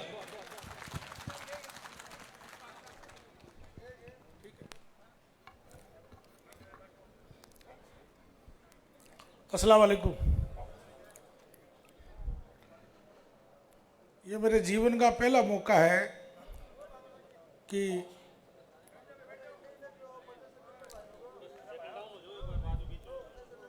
इस तरह समाज इकट्ठा होना और समाज की जागृति करना। हमें कोई धमकी दे या हमें कोई गाली दे, मैं उनकी धमकियों से और उनकी गालियों से आज डरूं न कल डरूं। मेरे लिए मेरा समाज बड़ा है और मैं आज तक समाज के आगे था, अब मैं मेरे समाज के पीछे हूं। मैं सबसे पहले एक तो मैं सबसे गुजारिश करूंगा कि आप प्लीज बैठ जाओ, मेरे बाद भी 2-4 लोग बोलेंगे, तसल्ली से बैठो। ये आपकी बेदारी का और आपकी बहबूदी का सवाल है, आपके वकार का सवाल है। मैं संचालन कर रहे अजहर जी से मैंने निवेदन किया कि मैं ठीक है कि मैं 2-4 मिनट ज़्यादा बोलूँ तो बर्दाश्त कर लेना भाई, गर्मी का टाइम है और सबको अपने अपने कामों में जाना, वर्किंग डे आज। मैं सबसे पहले मुस्लिम न्याय मंच की तमाम टीम को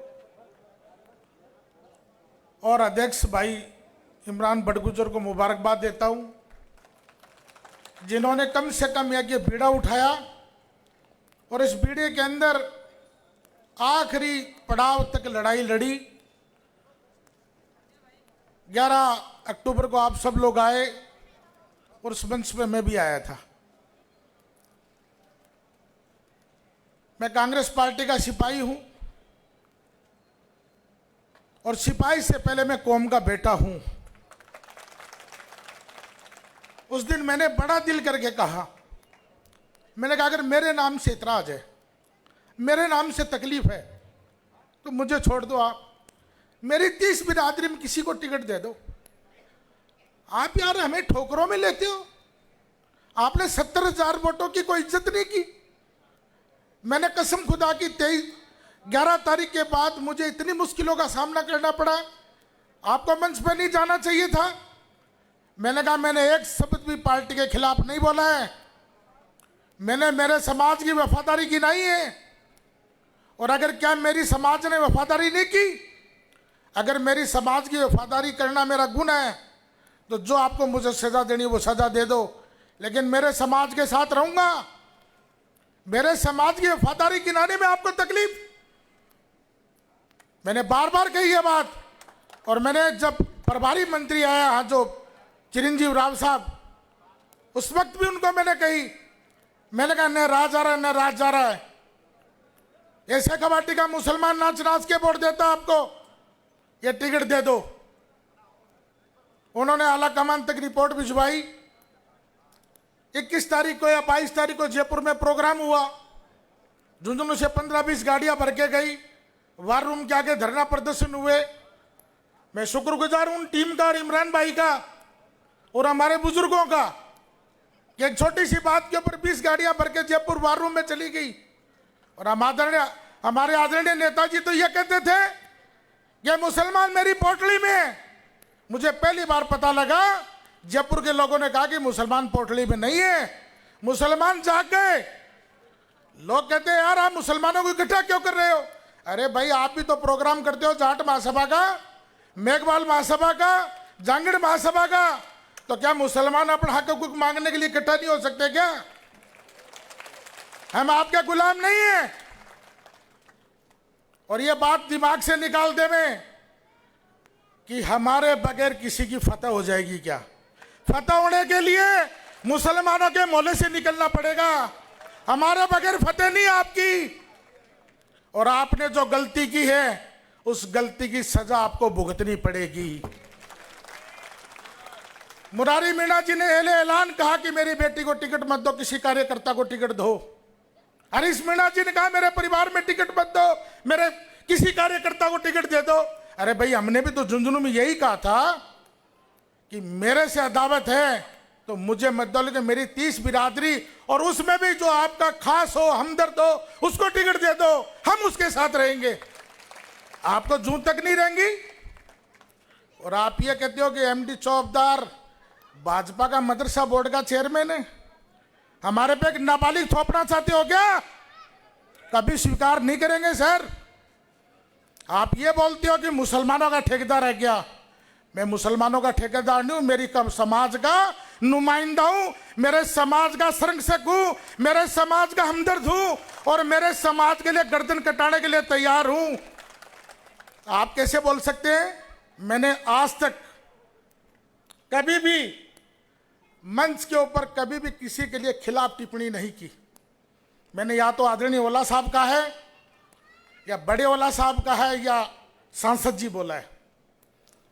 लेकिन आप हमें ये कहते हो भरूट है, चाशनी गैंग है, गद्दार कहते हो। तो भाई साहब मैं गद्दारों की लिस्ट अगर ले आऊंगा तो जैसे मैंने वफादारी की लिस्ट गिनाई थी, मेरे पास तो 1900 निवासी अयूब खान जी के जमाने की गद्दारी की लिस्ट आपकी पड़ी है, आपके खानदान की भी पड़ी है। लेकिन मेरा मुंह ना खुलवाओ, क्योंकि मैं उस शख्स का चेला हूं जिसका नाम राहुल गांधी है और वो बार बार कहता है डरो मत, डरो मत। किस बात का डर भाई? हमारी गद्दारी की बात करते हो आप। मैं गिनाता हूं तुम्हारी गद्दारी। 2019 में श्रवण कुमार को चुनाव किसने हराया? 2018 में रीटा को चुनाव किसने हराया? 2018 में श्रवण को सूरजगढ़ का चुनाव किसने हराया? हमारे भाई अयूब खान की हत्या किसने की? और 1900 निवासी में मेंबर ऑफ पार्लियामेंट के इलेक्शन में जगदीप धनखड़ साहब जब चुनाव लड़ रहे थे तो अयूब खान को चुनाव किसने हराया? झुंझुनू की पहली बार बीजेपी की जिला प्रमुख किसने बनवाई? तो भाई साहब और भी पर्चा खुलवाशोगे तारा। और 2019 में राजस्थान की चुनी हुई सरकार को मानेसर कौन गया था? ये जोश आपका बहुत कमजोर। एक बार जोरदार तेज तालियों के बोलो साथ भाई। विरोध करो तो जोरदार तालियों के साथ विरोध कीजिएगा आप लोग। अशोक गहलोत कांग्रेस पार्टी का सच्चा सिपाही। 2018 के अंदर सरकार बनी, 100 सीट आई है हमारी, और सबसे पहले 19 विधायक बगे। हमारे साहब कहां थे उस टाइम, याद है?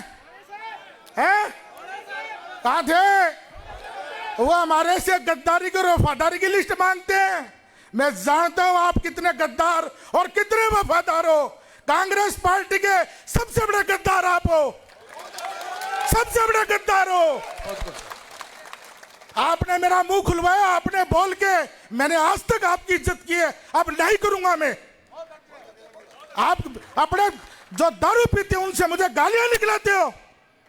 समाज जवाब देगा आपको इस बात का कि एक दारूखोर आदमी तुम्हारा प्रतिनिधि करता है। और मैं समाज को भी बोलूंगा कि आने वाले चुनाव में, ये तो 13 तारीख का ही त्योहार है, आने वाले नगर परिषद के चुनाव में आपको कसम खुदा की है, आपका तुम्हारा अगर कोई पार्षद हो वो नमाजी, परहेजी और दीनदार होना चाहिए, दारूखोरा नहीं होना चाहिए, कोई शराबी नहीं होना चाहिए आपका, जिसका चाल चलन अच्छा नहीं हो, जो शराबी हो वो आपका प्रतिनिधित्व नहीं करे कभी भी। दीनदार आदमी तुम्हारा प्रतिनिधित्व करे, दाढ़ी टोपी वाला तुम्हारा प्रतिनिधित्व करे। हमें आप गद्दारी सिखाते हो, वफादारी सिखाते हो। हमसे बड़ा कोई वफादार नहीं है और आपसे बड़ा कोई गद्दार नहीं है। आपने 70,000 वोटों को यह मान लिया, ठोकर मार दी। एमडी चौबदार के ठोकर नहीं लगी है, मेरी कौम के 70,000 वोटों के ठोकर मारी आपने। हमारे बगैर नहीं पहुंचोगे विधानसभा। और आपको यह कहना है कि साहब हम आने वाले वक्त में मुसलमानों को चुप कर लेंगे, मुसलमान चुप नहीं होंगे। अरे हम लोग इकट्ठा हो जाएं तो दिक्कत, हम लोग कोई मीटिंग कर ले तो दिक्कत। अरे भाई मेरा समाज जाग गया, उस समाज को जगे समाज को हिस्सा चाहिए, हिस्सा देना पड़ेगा। और अगर आप ये लॉलीपॉप देते हो कि नगर परिषद की सभापति आपकी बनाते, तो तुम्हारा क्या लेन देन है? क्या लेन देन है? 33 आते हैं हमारे पार से जीत के तो बनाते हम। जब कम पड़े थे तो तुमने नहीं बनाया। जबार फूलका को खड़े हो गए अरवाया आपने, जबार फूलका को खड़े हो गए अरवाया आपने। झुंझुनू की सबसे बड़ी बिरादरी व्यापारी बिरादरी, जिसके साथ 1947 से धोखा होता है, ये व्यापारी कौन भी समझे इस बात को। और आप ये सोच रहे हो कि झुंझुनू के मुसलमानों की बिरादरी को बांट दूंगा। एक बिरादरी नहीं बंटेगी। मैं आपको आज कह रहा हूं ऐलान, मुझे आज ज्यादा नहीं बोलना है, क्योंकि मैं 11 तारीख के बाद में डेली 1 घंटे के लिए रोता हूं। और मैं इसलिए रोता हूं कि मैं इस मंच के ऊपर आज इस बात के लिए आया हूं कि यार आप हमें गिनते तक नहीं हो, कभी विचार नहीं करते हो इस बात का। समाज को आपने घुटने के बल ला रखा है। 4 दारू वाले आ जाते हैं, उनके बातों में आते हो। समाज को आपने जीरो करके रख दिया। समाज को जीरो नहीं होने देंगे। मेरे शरीर में जान है और मेरे शरीर में जब तक ताकत है मैं इस समाज के पीछे रहूंगा, बाद में सब मेरे रहेंगे। मजाक बना के रखा आपने। अशफाक खान जी का फार्म भरवाने के लिए बोलते हो कि अशफाक खान जी, और कुछ गद्दार अशफाक खान जी का फार्म भरवाने गए, लोगों को धोखे में दिया उन्होंने कि अशफाक खान जी का फार्म भरवा के मुसलमानों में मिसकम्युनिकेशन करा दें। मैं अशफाक खान जी के परिवार का एहसानमंद हूं। इस जिले का एक ऐसा आइकॉन परिवार है जिसके परिवार में 5-5 IAS और IPS बने। उस परिवार को नंगा करना चाहते हो तुम, और यह कहना चाहते हो कि साहब हमारे पक्ष में बैठ गया। नहीं, मैं रात को 1 बजे तक अशफाक साहब के घर पे था, कसम खुदा की मेरे हाथ में पानी है। मैंने कहा आप हमारे आइडियल हो। आज समाज के वकार का सवाल है और खड़े होकर बोलना कि यह फॉर्म मैं समाज के लिए उठा रहा हूं। और अशफाक साहब कोर्ट में गए अपना फार्म उठाने के लिए। ताज जिंदगी झुंझुनू के मुसलमान, बल्कि पूरे राजस्थान के मुसलमान आपके ऋणी रहेंगे, आपके कर्जबान रहेंगे। मुझे प्रोग्राम में आने के लिए रोका गया। क्या प्रोग्राम में नहीं जाओगे? मैं प्रोग्राम में जाऊंगा। मेरा समाज बुला रहा, मेरी वैल्यू मेरे समाज के पीछे है। आपके सामने 3 बार की ऐसी घटनाएं घट गई। 5,000 वोट कोई ले जाता, 5,000 कोई ले जाता, 4,000 कोई ले जाता, वही ठग जाते हैं। लास्ट में एक बात आती है कि साहब ये खट जाओगा वोट तो कांग्रेस ही नहीं देगा। बिल्कुल कांग्रेस को देंगे। कांग्रेसी थे, कांग्रेसी हैं और कांग्रेसी रहेंगे। कांग्रेस का पट्टा आप नहीं बांटते हो। बात इस बात की नहीं चल रही है, मुसलमानों नाराज मत होना मेरी बात से। बार बार एक मैसेज गया कि होला करते वोट वाले दिन वोट दे जाते हैं। अगर अब की बार भी थे यहाँ कर गया ना तो न मैं बचाऊंगा न थे बचोगा। वादा करो इस बात का। और मेरी भाई और कुछ लोग खड़े होके कह रहे थे कि भाई साहब ये कर दो वो कर दो। अरे जो करना वो कर लेना, लेकिन यार नाबालिग थोप दिया आपके ऊपर, उसको कैसे स्वीकार करेंगे? उसको कैसे स्वीकार करेंगे? दोनों हाथ उठाकर एक बार तायीद कीजिएगा, दोनों हाथ उठाकर। यही संघर्ष चलने वाली है। बात नहीं है बिल्कुल भी। मैं आप सबसे गुजारिश करूंगा कि आज के बाद हम इकट्ठा नहीं हो पाएंगे। और अशफाक साहब की बात, हमारे बुजुर्गों की बात है, घर घर चले जाना, अपने अपने परिवार को समझाना कि कौम का वकार का सवाल है और कौम जो निर्णय करेगी मैं आपके साथ हूं। कौम जो निर्णय करेगी मैं आपके साथ हूं, लेकिन यह नहीं होने देंगे कि नेतागिरी आप करोगे और वोट हम देंगे। नेतागिरी भी हम करेंगे और वोट भी हमारा होगा। यह नेतागिरी नहीं करने देंगे आपको। और आप ये चाहते हो अब ये कर देंगे वो कर देंगे, तो भैया खुला घूमता हूं। एक गनमैन दे रखा सरकार ने, उसको भी कल घर छोड़ देता हूं और कल से पैदल घूमूंगा। कोई मेरा उखाड़े वो उखाड़ लेगा। यार तुमने बकवास करनी शुरू कर दी। आपको यह पता नहीं कि मोरारका कॉलेज प्राइवेट है सरकारी है? आप हमें गद्दार कहते हो। अपने गरेबान में झांको भाई, पहले गरेबान में झांक के देखो हम कर क्या रहे हैं। मैं मेरी वाणी को विराम देता हूं, इतना कहने लास्ट बात बोलूंगा। हम लोग दोबारा इस मंच पे इकट्ठा नहीं हो पाएंगे, क्योंकि अभी मुझे इमरान बड़गुजर कह रहा था कि साहब झुंझुनू का दौरा नहीं, अब तो 7 विधानसभा का दौरा करेंगे। तो जब आग लगाई थी तो 7वां हम क्यों पूरा राजस्थान में दौरा करो ना, क्या बात होगी, कोई बुराई को नहीं। तो इतना ही कह के मेरी वाणी को विराम दूंगा कि 13 तारीख की शाम 7 बजे तक जो आपको निर्णय करना वो निर्णय करना। लालच, लोभ, दबाने का, गुंडागर्दी का, गद्दारी का, मारने का, पीटने का, धमकी का, ये सब आरोप लगेंगे। लेकिन ये बोल दो अगर आप ये कहते हो कि हम कांग्रेस के ठेकेदार, कांग्रेस के ठेकेदार आप नहीं हो। इस हिंदुस्तान में अगर कांग्रेस के ठेकेदार है तो हिंदुस्तान के मुसलमान है। ये वफादार है मुसलमान, या कांग्रेस के वफादार और कांग्रेस के ठेकेदार हम लोग हैं। आप लोग नहीं हो। आप तो भाई साहब मौका परस्त हो। तिवाड़ी कांग्रेस भी जानते हैं लोग आपकी तिवाड़ी कांग्रेस भी जानते हैं। और 2019 में हमारे पार्षदों को कहा गया कि वोट मत डालना, घर बैठ जाना। नहीं साहब, ये दोकली नीति चलेगी नहीं। जो कहा वो करो। कांग्रेस पार्टी ने जिसको टिकट दिया उसकी मदद करते, लेकिन आप तो हमारे पे थोपने का काम करते हो। 2019 में आपकी परिवार की टिकट कट गई तो आपने हराने का काम कर लिया। तो साहब हमने आपसे सिखाए काम, हमने आपसे सिखाए काम। लेकिन हम गद्दार नहीं, हम वफादार हैं। कांग्रेस आपसे शुरू नहीं होती, कांग्रेस हमारे से शुरू होती है। हम कांग्रेसी हैं, आप कांग्रेसी नहीं हो। और ऐलान कहता हूं फिर मैं कि साथियों एक मन करके रखना। आने वाली 13 तारीख को आपका मन, आपका विचार, आपका प्लान, आज तक आप मेरे कहने पे हर वक्त आए हो। मैं कसम खुदा की खा के कह रहा हूं, अब आज के बाद में आप आगे हो, मैं आपके पीछे हूं। अस्सलाम वालेकुम। बहुत बढ़िया साहब, बहुत बढ़िया। बहुत ही बेहतरीन तरीके से आपने अपनी बात रखी। और जो समाज, आप लोग बैठे रहे भाई, अभी कार्यक्रम है, आप लोग कोई कहीं नहीं जाएगा। बहुत अच्छी बात आपने कही। और मैं बहुत ही अदब के साथ इब्राहिम साहब से गुजारिश करता चलूं, आप आएं और अपनी बात रखें। जनाब इब्राहिम साहब।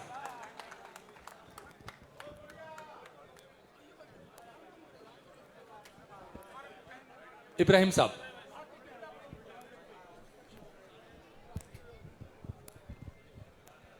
बहुत बहुत शुक्रिया। तो जोश कायम है क्या जोश, या ठंडे हो गए? मुसलमान का जोश थोड़ी देर का है, जैसे दूध के उबाल आता है, एकदम से उफन के ऊपर आएगा और आंच कम हुई और जोश गायब। ऐसा तो नहीं है? चलिए, अस्सलाम वालेकुम। देखो, एक तो अजहर भाई, पिछली बार आपने मुझे बांध दिया था, ना बांधूंगा नहीं, अब की बार मैं पूरी बात रख के जाऊंगा, है ना? तो मेरे को डिस्टर्ब नहीं करें बीच में। बस ये है कि बहुत सारी बातें हो गई, सभी वक्ताओं ने अपनी बात करी, लेकिन जो सवाल है ना, वो सवाल अभी भी वहीं का वहीं है। और सवाल ये है कि हम कांग्रेस के वफादार थे, हैं और रहेंगे, ठीक है, और हम कांग्रेस का बहिष्कार करते हैं, ये भी ठीक है, और ये भी ठीक है कि कांग्रेस तेरे से बेर नहीं और ओला तेरी खैर नहीं, यहाँ तक तो ठीक है, सारी बातें बढ़िया हैं। लेकिन इसके आगे क्या? आगे क्या ना?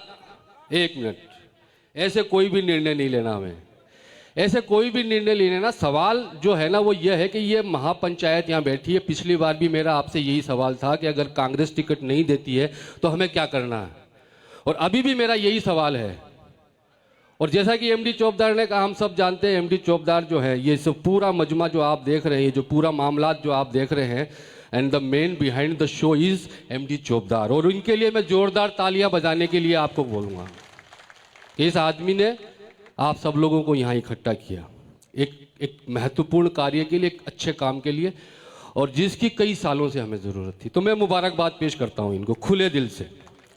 लेकिन सवाल वही है कि हमें करना क्या चाहिए? अब हमारे पास क्या ऑप्शंस हैं? हमारे पास ऑप्शंस क्या क्या हैं? उन ऑप्शंस पे हमें बात करनी चाहिए। और आखिर में, क्योंकि अब हम दोबारा 13 तारीख से पहले इकट्ठे नहीं होंगे, हो पाएंगे क्या? मेरे ख्याल से दोबारा नहीं इकट्ठे हो पाएंगे। तो जो भी निर्णय होना चाहिए वो आज यहाँ होना चाहिए। एमडी चौबदार साहब ने कह दिया कि मैं आपके पीछे हूँ, यानी अब आप लोग हैं जो तय करेंगे कि हमें करना क्या। क्यों? यही बात है, बिल्कुल यही बात है कि हमें, ये जो समाज यहाँ बैठा है, अब ये अध्यक्ष है, इस मंच का अध्यक्ष कौन है? ये समाज, और समाज तय करेगा कि हमें क्या करना चाहिए।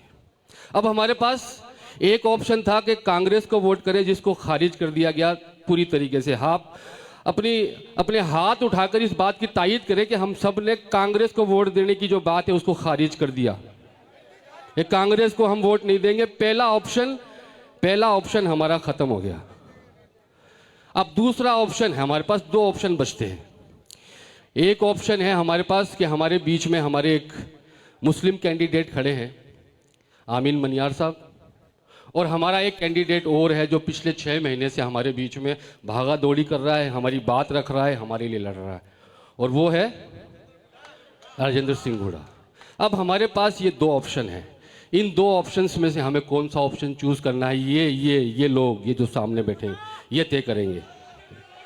एक मिनट प्लीज देखिए, आप किसी भी सभा का, किसी भी महफिल का जो डेकोरम है उसको मेंटेन करें।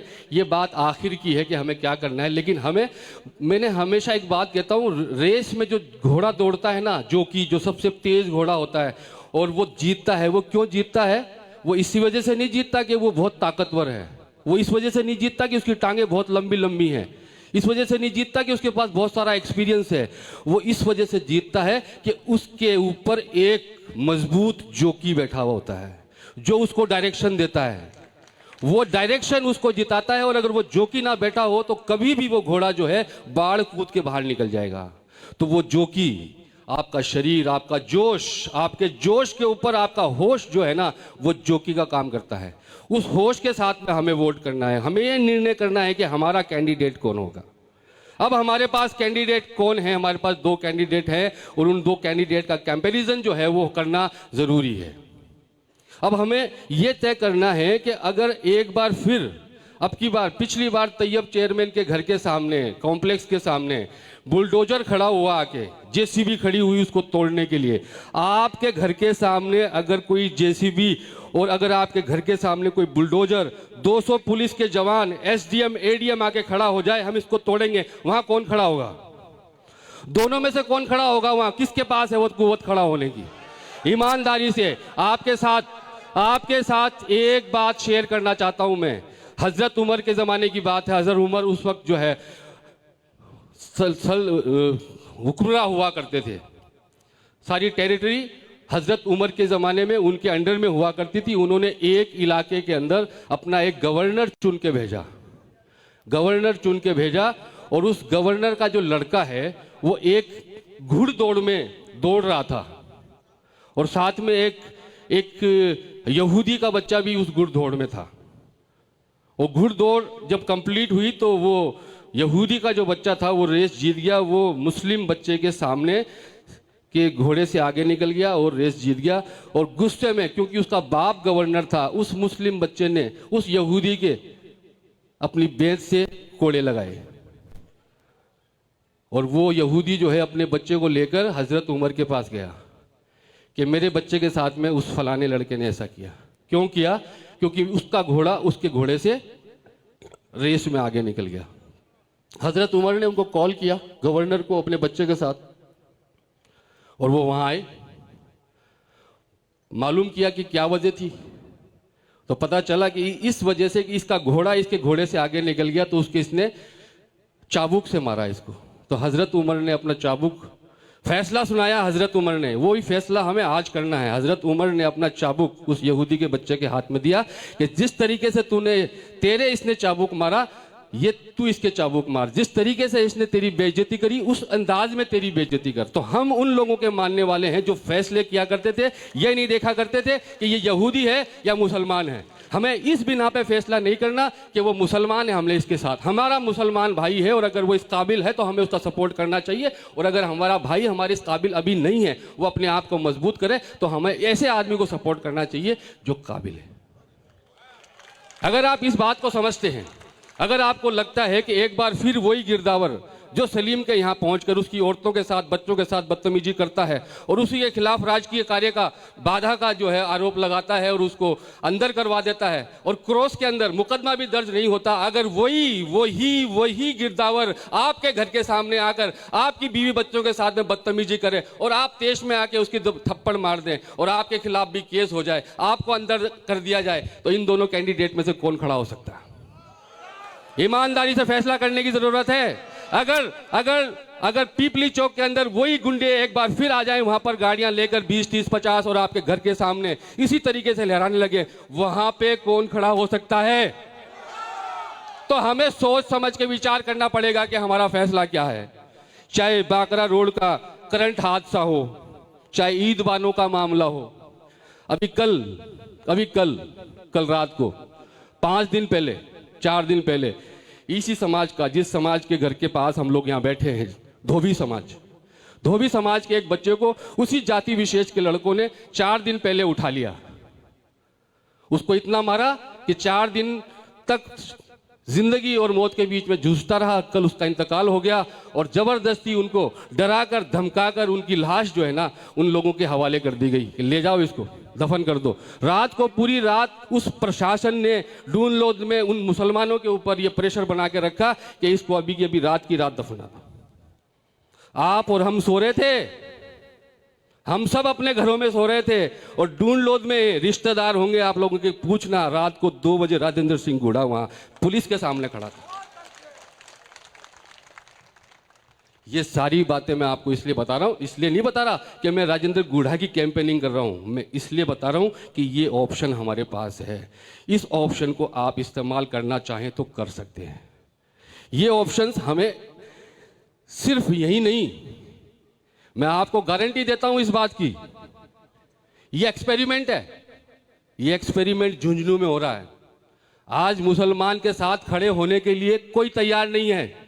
एक मर्द मुजाहिद खड़ा हुआ है आपके लिए। अगर हमने धोखा कर दिया, आपके साथ कोई खड़ा नहीं होगा। और ये एक्सपेरिमेंट अगर झुंझुनू में हमारा सफल हो गया, मैं आपको गारंटी देता हूं ये एक्सपेरिमेंट पूरे राजस्थान में होगा और हजारों राजेंद्र गुड़ा हमारे लिए खड़े हो जाएंगे। आपको बात रखने की जरूरत नहीं पड़ेगी, वो आपकी बात रखेंगे। ये ऑप्शन आपको सोचना चाहिए ठंडे दिमाग से। हजरत उमर की जो बात मैंने आपको बताई है उसको दिमाग में रखते हुए, आमीन मेरा भी भाई है, आमीन मेरा भी भाई है। आमीन मनियार के घर के सामने जब उपद्रवी लोग खड़े हो जाते हैं आकर और दंगे की बात करते हैं, मरने और मारने की बात करते हैं, 600 लोगों का एक बड़ा हुजूम खड़ा हो जाता है, वहां राजेंद्र सिंह घोड़ा खड़ा होता है। और फिर भी अगर मुसलमान ये कहते हैं कि हमारा भाई है आमीन मनियार और हमें भाई के पीछे खड़ा होना, तो मैं भी समाज से अलग नहीं हूं। समाज तय करे सही क्या है, हक क्या है, सच क्या है। और समाज को न्याय मंच ने अथॉरिटी दे दी, तय करने की अथॉरिटी समाज को दे दी गई, तो समाज तय करे इस बात को। बात कर रहे थे एमडी भाई पार्षदों की। अभी जब से टिकट फाइनल हुई है अमित जी की, तब से समाचार आ रहे हैं कुछ गरीब मजलूम लोग मोहल्लों में जो बैठे हैं, गरीब आदमी जिसको कोई मतलब नहीं, 500 रुपए कमाता है, खाता और सो जाता है, ऐसे लोगों को वो लोग धमका रहे हैं, पार्षद धमका रहे हैं, जनप्रतिनिधि धमका रहे हैं, डर दिखाया जा रहा है। कौन लोग हैं? उनको डर दिखाने लायक किसने बनाया है? किसने बनाया उनको डर दिखाने लायक? आपने वोट दिया है, तब वो बड़े हुए हैं और वो हमें डरा रहे हैं। तो डरने की जरूरत नहीं है किसी से भी। ये उनकी हुक्मरानी है ना, 26 नवंबर को खत्म हो जाएगी। 26 नवंबर को नगर परिषद में ना कोई पार्षद रहेगा और ना कोई चेयरमैन रहेगा। अगर डर रहे हो तो डरने की जरूरत नहीं है, और फिर भी मन में कोई डर है तो आपको बता देता हूं, 26 नवंबर के बाद में कोई पार्षद नहीं होगा, फिर दोबारा चुनाव होंगे। और जो डरा रहे हैं ना, उनके नाम यहां कर लेना, यहां, और उनके जब चुनाव होना तो वहां गूठा टेक आना, ये इलाज है। और बहुत अच्छी बात कही एमडी ने, शराबी, कैरेक्टरलेस लोग। समस्या पता है क्या है? हमारी पसंद ऐसी हो गई, हम कमजोर लोगों को पसंद करने लग गए, हम गलत लोगों को पसंद करने लग गए। मुसलमान की पसंद तो आला हुआ करती थी, हम अच्छे लोगों को, ताकतवर लोगों को, खूबसूरत लोगों को, स्मार्ट लोगों को पसंद किया करते थे। अरे हमारी पसंद ऐसी हो गई कि हम शराबी को जिता रहे। याद रखो, कोई भी हो सकता है वो, इस बात का ख्याल रखो। अभी पिछले दिनों मैंने एक स्पीच के अंदर कह दिया कि पालतू तीतर आएंगे, पालतू तीतर आएंगे आपको बहकाने के लिए, और आएंगे भी। तो एक पार्षद भाई ने मुझे कहा, थे माने तितर गयो। मैंने यार तेरा नाम तो लिया ही नहीं, मैंने तो तितर कहा था। तूने ये कैसे मान लिया कि तू तितर है? अरे मैंने नाम ही नहीं लिया किसी का। मैंने कहा पालतू तितर आएंगे बहकाने के लिए, आपको बहकाने में नहीं आना। तो बोले थे मानने तितर करो। अरे भाई मैंने तेरा नाम नहीं लिया। तो पालतू तीतर क्या होता है? पालतू तीतर किसे कहते हैं? पालतू तीतर हर वो आदमी है, चाहे वो पार्षद हो, चाहे वो जनप्रतिनिधि हो, चाहे वो बिजनेसमैन हो, कोई भी हो। एक परिवार में एक व्यक्ति भी हो सकता है, एक मोहल्ले में, गली में एक आदमी हो सकता है। वो व्यक्ति जो अपने स्वार्थ के लिए, अपने फायदे के लिए झूठा आडंबर क्रिएट करके, झूठी लोगों के अंदर संवेदनाएं पैदा करके, बेवकूफ बना के, अपने फायदे के लिए अपने समाज को, अपने परिवार को, अपने घर को जो आदमी कुएं में डाल देता है, उसको पालतू तीतर बोलते हैं। और अगर इस श्रेणी में हम में से भी कुछ लोग बैठे तो मान ले कि वो भी पालतू तीतर है, और अगर मैं हूं तो मैं भी पालतू तीतर हूं। तो किसी को अपने पे लेने की जरूरत नहीं है। हर आदमी अपने आप को सेल्फ इवेल्युएट कर ले, आत्मावलोकन कर ले कि मैं कहीं तीतर तो नहीं हूं, मैं किसी को बेवकूफ तो नहीं बना रहा, मैं किसी का फायदा तो नहीं उठा रहा, मेरी वजह से कोई आदमी गिर तो नहीं रहे। हर आदमी चेक कर ले, उसको बोलते पालतू तीतर। और वो पालतू तीतर अब आएंगे। कोनियों के गुड़ लगा रखे, कई तो सभापति बन के सो रहे। रात को मालूम है क्या आपको? कई तो सभापति बन के सो रहे कि तेरी टिकट पक्की, तेरी टिकट पक्की।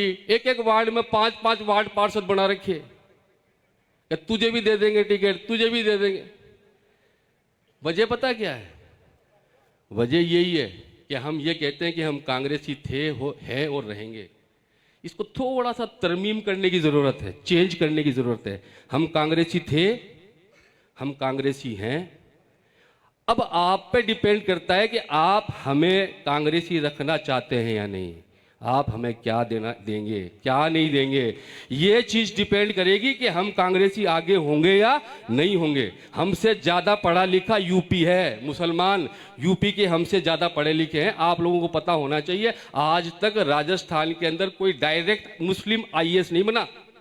जितने भी ये सारे प्रमोटी हैं, आरएस बने थे, प्रमोट होकर आईएएस हुए। और यूपी के अंदर हर गांव में एक आईएएस मिल जाएगा आपको, इतना पढ़ा लिखा है। बिहार, बंगाल, यूपी के अंदर 38 साल से कांग्रेस नहीं है। 1988 वहां के मुसलमानों ने लात मारी कांग्रेस के, आज तक नहीं आई। सपा के साथ में हो गई मुसलमान तो सपा जीत गई, बसपा के साथ में हो गई तो बसपा जीत गई, और बट गए तो बीजेपी जीत गई। कांग्रेस की धज्जियां उड़ गई। बिहार में लालू मिल गया, चले गए। बंगाल के अंदर पहले कम्युनिस्ट मिल गए, अब दीदी मिल गई, छोड़ दिया, कांग्रेस नहीं है। बिहार में कांग्रेस नहीं है। महाराष्ट्र में एनसीपी के साथ में आ गए, दिल्ली में आम आदमी पार्टी के साथ में आ गए। जहां मुसलमान को ऑप्शन मिला वहां मुसलमान ने कांग्रेस के लात मारी है। और हम इस वजह से बंधे बैठे कि हमारे पास तीसरा ऑप्शन नहीं है, और आज हमारे पास तीसरा ऑप्शन है। तय कर लो, खड़े हो जाओ, आपके हालात भी सुधर जाएंगे, आपके हालात भी सुधर जाएंगे, समझने की जरूरत है।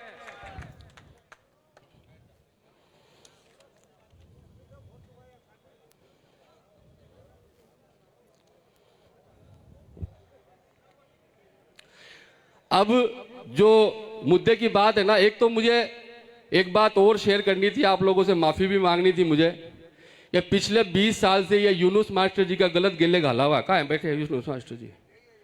यूनुस मास्टर जी का गलत गेले घाला हुआ है। 20 साल से हम लोग जो है ना सरकार से कह रहे हैं कि मुरारका कॉलेज के अंदर उर्दू सब्जेक्ट दो। अब हमें परसों मालूम पड़ा कि मुरारका कॉलेज तो प्राइवेट है। अरे यूनुस मास्टर जी ने गलत गेले गाल दिया हमको कि सरकार से मांगो, सरकार से मांगो। अमित ओढ़ा आते नहीं झुंझुनू में, और हमें मालूम नहीं पड़ता। अब मुरारका जी से मांगना पड़ेगा, मुरारका जी थारी कॉलेज है और इनमें उर्दू दो। अरे कैसे लोगों को चुनने जा रहे हो यार तुम, जिनको ये नहीं पता कि प्राइवेट कॉलेज कौन सा है झुंझुनू शहर के अंदर, और है ना कौन सा कॉलेज सरकारी है। यार हद हो गई, किसी को भी समझने की जरूरत है। एमडी चौबदार के ठेकेदार, ये सारे ठेकेदार बैठे, कर ले हमारा बिगाड़ ले, कुछ आ गए। हम सारे ठेकेदार हैं, सारे एक साथ हैं हम। आजा कर ले कबड्डी, तेरे में हिम्मत है तो। यार क्या हो गया यार तुम लोगों को, किस चीज का डर है, कौन है? तो मेरी आप लोगों से गुजारिश है, बहुत सोच समझ के, इत्मीनान के साथ में और ठंडे दिमाग से, जैसे मैंने कहा जोश के ऊपर होश का जोकी बहुत जरूरी है। जोश की पीठ पे होश का जोकी इतना जरूरी है कि वो अगर घोड़ा जीतेगा तो वो होश की वजह से जीतेगा। और हमारे पास एक बहुत बेहतरीन ऑप्शन है, और मैं ये चाहता हूं आप लोगों से, अगर मेरी बातों से आप लोग मुतमईन हैं, ठीक है, आप लोग जो फैसला करेंगे वो फैसला करेंगे। पिछली मीटिंग के अंदर भी मैंने आपसे कहा था, पिछली मीटिंग में भी मैंने कहा था कि कांग्रेस अगर मुसलमान को टिकट देती है तो मैं मुसलमान के कांग्रेस के साथ हूं। कहा था क्या? और मैंने ये भी कहा था कि अगर मुसलमान को टिकट नहीं मिलती तो मेरा स्टैंड क्लियर है, नाम नहीं बताऊंगा, यही कहा था। अब मैं नाम बता रहा हूं, मेरा स्टैंड क्लियर है, मैं राजेंद्र सिंह गुढ़ा के साथ हूं।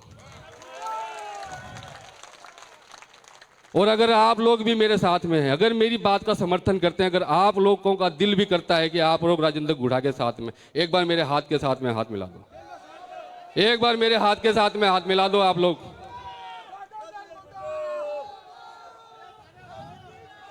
बहुत बहुत शुक्रिया आप लोगों का। और मैं आप लोगों की बस बाद में, तो हमारे को जितने लोग हैं, हो सकता है कुछ लोगों के दिलों में कुछ और बात हो, तो हमें बस आखिर में ये बात ध्यान रखनी है कि हमें एक मुस्लिम नेता तैयार करना है जो हारेगा, मतलब जो के हालात हैं वो हारेगा, ऐसा मुस्लिम नेता हमें चाहिए। या एक ऐसा नेता चाहिए जो दिन रात हमारे साथ खड़ा है, मुस्लिम परस्त है और जीतने की स्थिति में है। ये दोनों में से जो नेता आपको अच्छा लगे आप लोगों को उसके साथ में होना चाहिए। वैसे आप लोगों ने हाथ उठा के अपना समर्थन मैंने दे दिया, तो ये मैं आप लोगों का शुक्रिया अदा करता हूँ। और एक बात ज़रूर बोलना चाहूँगा कि ये जो अभी ये जो है ना, ये शुरुआत है, बहुत कुछ बाकी है।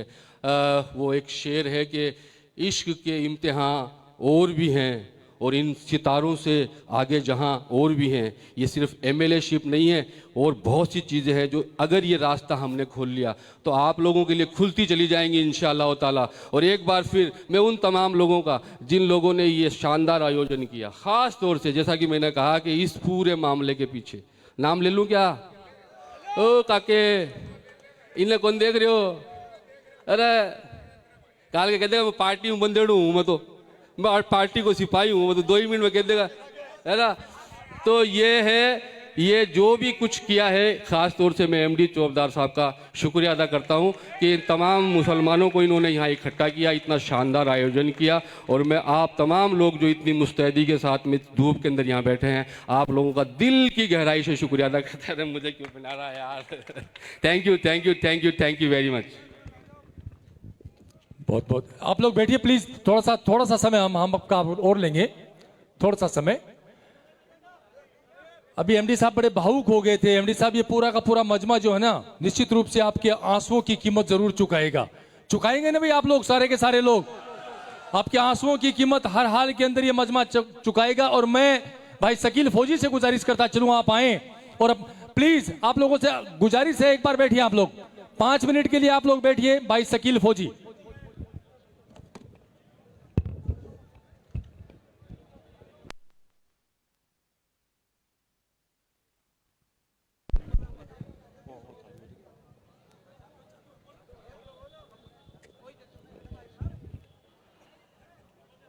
आज स्वागत करने का मेरा दिल था, लेकिन अभी मैं स्वागत नहीं करूंगा।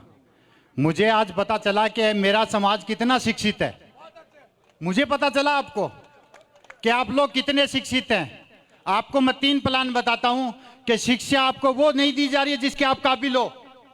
आपको शिक्षा वो नहीं दी जा रही है जो आपका हक बनता है, और आपको चिकित्सा वो नहीं दी जा रही है जो आपका अधिकार बनता है, और न्याय आपके साथ वो नहीं हो रहा जिसके आप हकदार हो। मैं आपको बता देता हूं, एक चांदी की थाली में सोने की चम्मच के खाने से आपकी भूख नहीं भागेगी, ठीक है।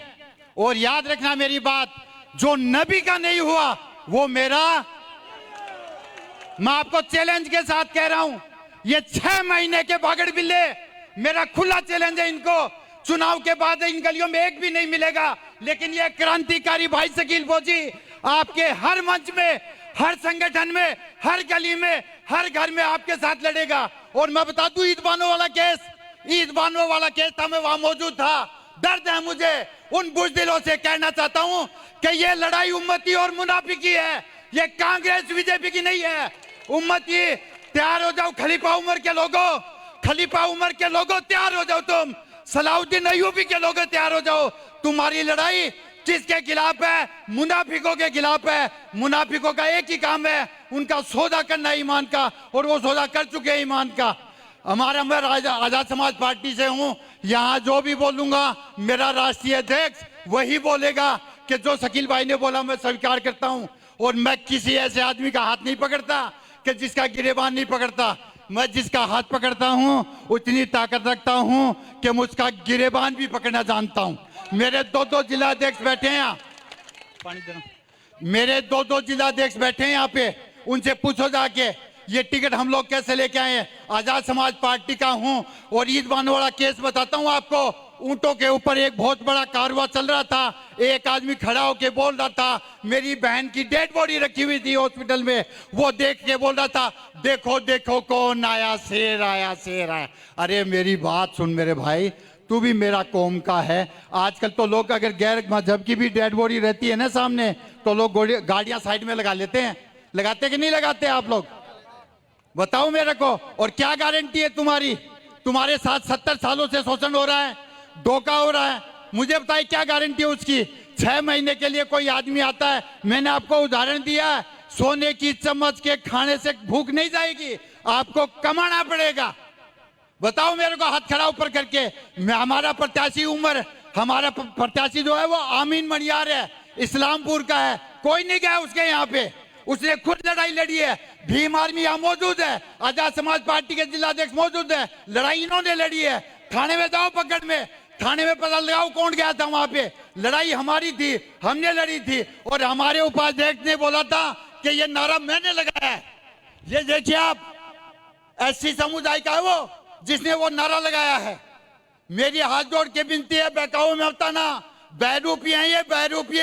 आपको लड़ाई अपने बल पे लड़ना पड़ेगा, अपने बाजुओं से लड़ना पड़ेगा, ठीक है। बड़े से बड़े लोगों ने भी देखा नहीं, आपने इस्पाक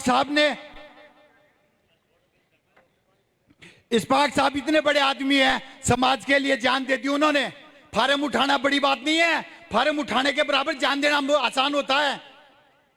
तो मेरी एक गुजारिश आप लोगों से, दीन का भाई है, ईमान का भाई है, हमने टिकट लाए हैं, कैसे लाए हैं, बड़ी बड़े लोग कितने कितने पैसे खर्च करते, पता कर लेना टिकट कैसे मिलती है। और 75,000 है, 45,000 की मैं गारंटी ले रहा हूं आजाद समाज भीम आर्मी के। ये लड़ाई सिर्फ आपकी नहीं है, ये मैं जिस संगठन में काम करता हूं, ये बाबा साहब अंबेडकर का अपमान है। यहां कौन लड़ रहा है? एक तरफ पूंजीवाद है, दूसरी बात परिवारवाद है, तीसरी बात भूमाफिया खड़े हैं, और एक तरफ ये मुसलमान है जो 3 बार का सरपंच है। सरपंच सोचिए आप, वो साधारण आदमी है जिसका आप गिरेबान भी पकड़ लोगे तो आपको कुछ नहीं कहेगा, और अगर किसी और का गिरेबान पकड़ लोगे तो आपको पता भी चल जाएगा कितना तकलीफ देते हैं ये लोग। इस्लाम में हमेशा कैमोफ्लाइज रहा है, लोगों ने धोखा दिया है। हम लोग बहुत शरीफ हैं, बहुत कम पढ़े लिखे लोग हैं, मैं बता रहा हूं आपको, हमें ज्यादा नहीं है, हमारे दिलों में नरमी है। तो इसलिए मेरी हाथ जोड़ के विनती है, 13 तारीख को अपना वोट, अपना अधिकार सही रूप से इस्तेमाल करना। ये 2 दिन की रामलीला खेल है, इसके बहकाओं में मत आ जाना। मैं बता रहा हूं, ये हमारा चुनाव है। मैंने पिछली बार भी बोला था, केवल ये मुसलमान का चुनाव है, केवल मुसलमान का है। और इंशाल्लाह मुझे यकीन है ये मुसलमान कौम अपना वजन दिखाएगी कि हम कितने लोग हैं। हार जीत से मतलब नहीं है, कोई जीते कोई हारे, लेकिन हम वजन बताएंगे। और अगर यहाँ कांग्रेस जीती है तो भी कुछ नहीं होगा, यहाँ बीजेपी जीती है तो भी कुछ नहीं होगा, लेकिन आएगा वक्त 13 के बाद, 23 तारीख आएगी, 23 तारीख के बाद में देखना आजाद समाज पार्टी भीम आर्मी आपकी गलियों में घूमेगी, बाकी दूसरा कोई बंदा नहीं होगा। मेरा चैलेंज है ये। और उस दिन स्वीकार करोगे, मैं आपसे मिलूंगा, आप एक ही बात कहोगे कि भाई आपने सही बात कही है मौला बेटे। सर अभी अफसोस की बात है कि ट्रेन निकल चुकी है, हम लोग प्लेटफॉर्म पे हैं, अब अगली 5 साल ट्रेन आएगी। राज तुम्हें चाहिए? अरे 70 साल किससे दुखी थे तुम? किससे दुखी थे? उससे दुखी थे जो राज किसी और का था। अगर राज मेरा है तो मैं चाहूं उतना दूंगा आपको, आप कौन हो मेरे से छीनने वाले? लेकिन अगर राज आपका होगा तो आपकी मर्जी होगी, उतना छीनोगे आप लोग। इसलिए राज अपना करो। अगर राज आपका नहीं है तो आपकी कोई नहीं सुनेगा। ये राजपाट की लड़ाई है सारी, किसी जाति धर्म की, किसी पार्टी की लड़ाई नहीं है, ये राजपाट की तैयारी है, और कोई नहीं सुनेगा साहब। ये कह रहे हैं ना कि वो पीपली चौक वाला केस में रात को 7:30 वही था, इमरान बड़गुज्जर उसको हैंडल कर रहा था पूरा, ठीक है। सारे के सारे लोग लगे हुए। मैं आपसे फिर एक बार रिक्वेस्ट कर रहा हूं, आपकी मर्जी है। हमारा आजाद समाज पार्टी के कार्यकर्ता साहब हमें हमारी बात रखने का दिया, बहुत बहुत शुक्रिया साहब। बहुत बहुत शुक्रिया सर, बहुत बहुत। आप तमाम लोग आए और अपनी अपनी बात रखी आप लोगों ने। देखिए आपस में मतभेद मत कीजिएगा, जो भी बात थी सब लोगों ने अपनी अपनी बात रखी है। आप लोगों को आप बहुत बहुत शुक्रिया इस कार्यक्रम को सफल बनाने के अंदर। मैं पुनः आप तमाम महानुभावों का, जितने भी दूर दराज से लोग आए हैं, बहुत बहुत शुक्रिया कहता हुआ इतना ही कहकर अपनी बात को खत्म करना चाहूंगा। कार्यक्रम का समाप्त। बस समाज का सबसे बड़ा उद्देश्य यही था कि समाज कांग्रेस के हित में वोट नहीं डालेगा, वो बात खत्म। अब आप लोगों पर निर्णय है, क्या करते हैं क्या नहीं करते हैं। कांग्रेस के पक्ष में वोट नहीं डालना, यही हम सबका निर्णय था। अब तमाम लोगों का बहुत बहुत शुक्रिया कार्यक्रम के समापन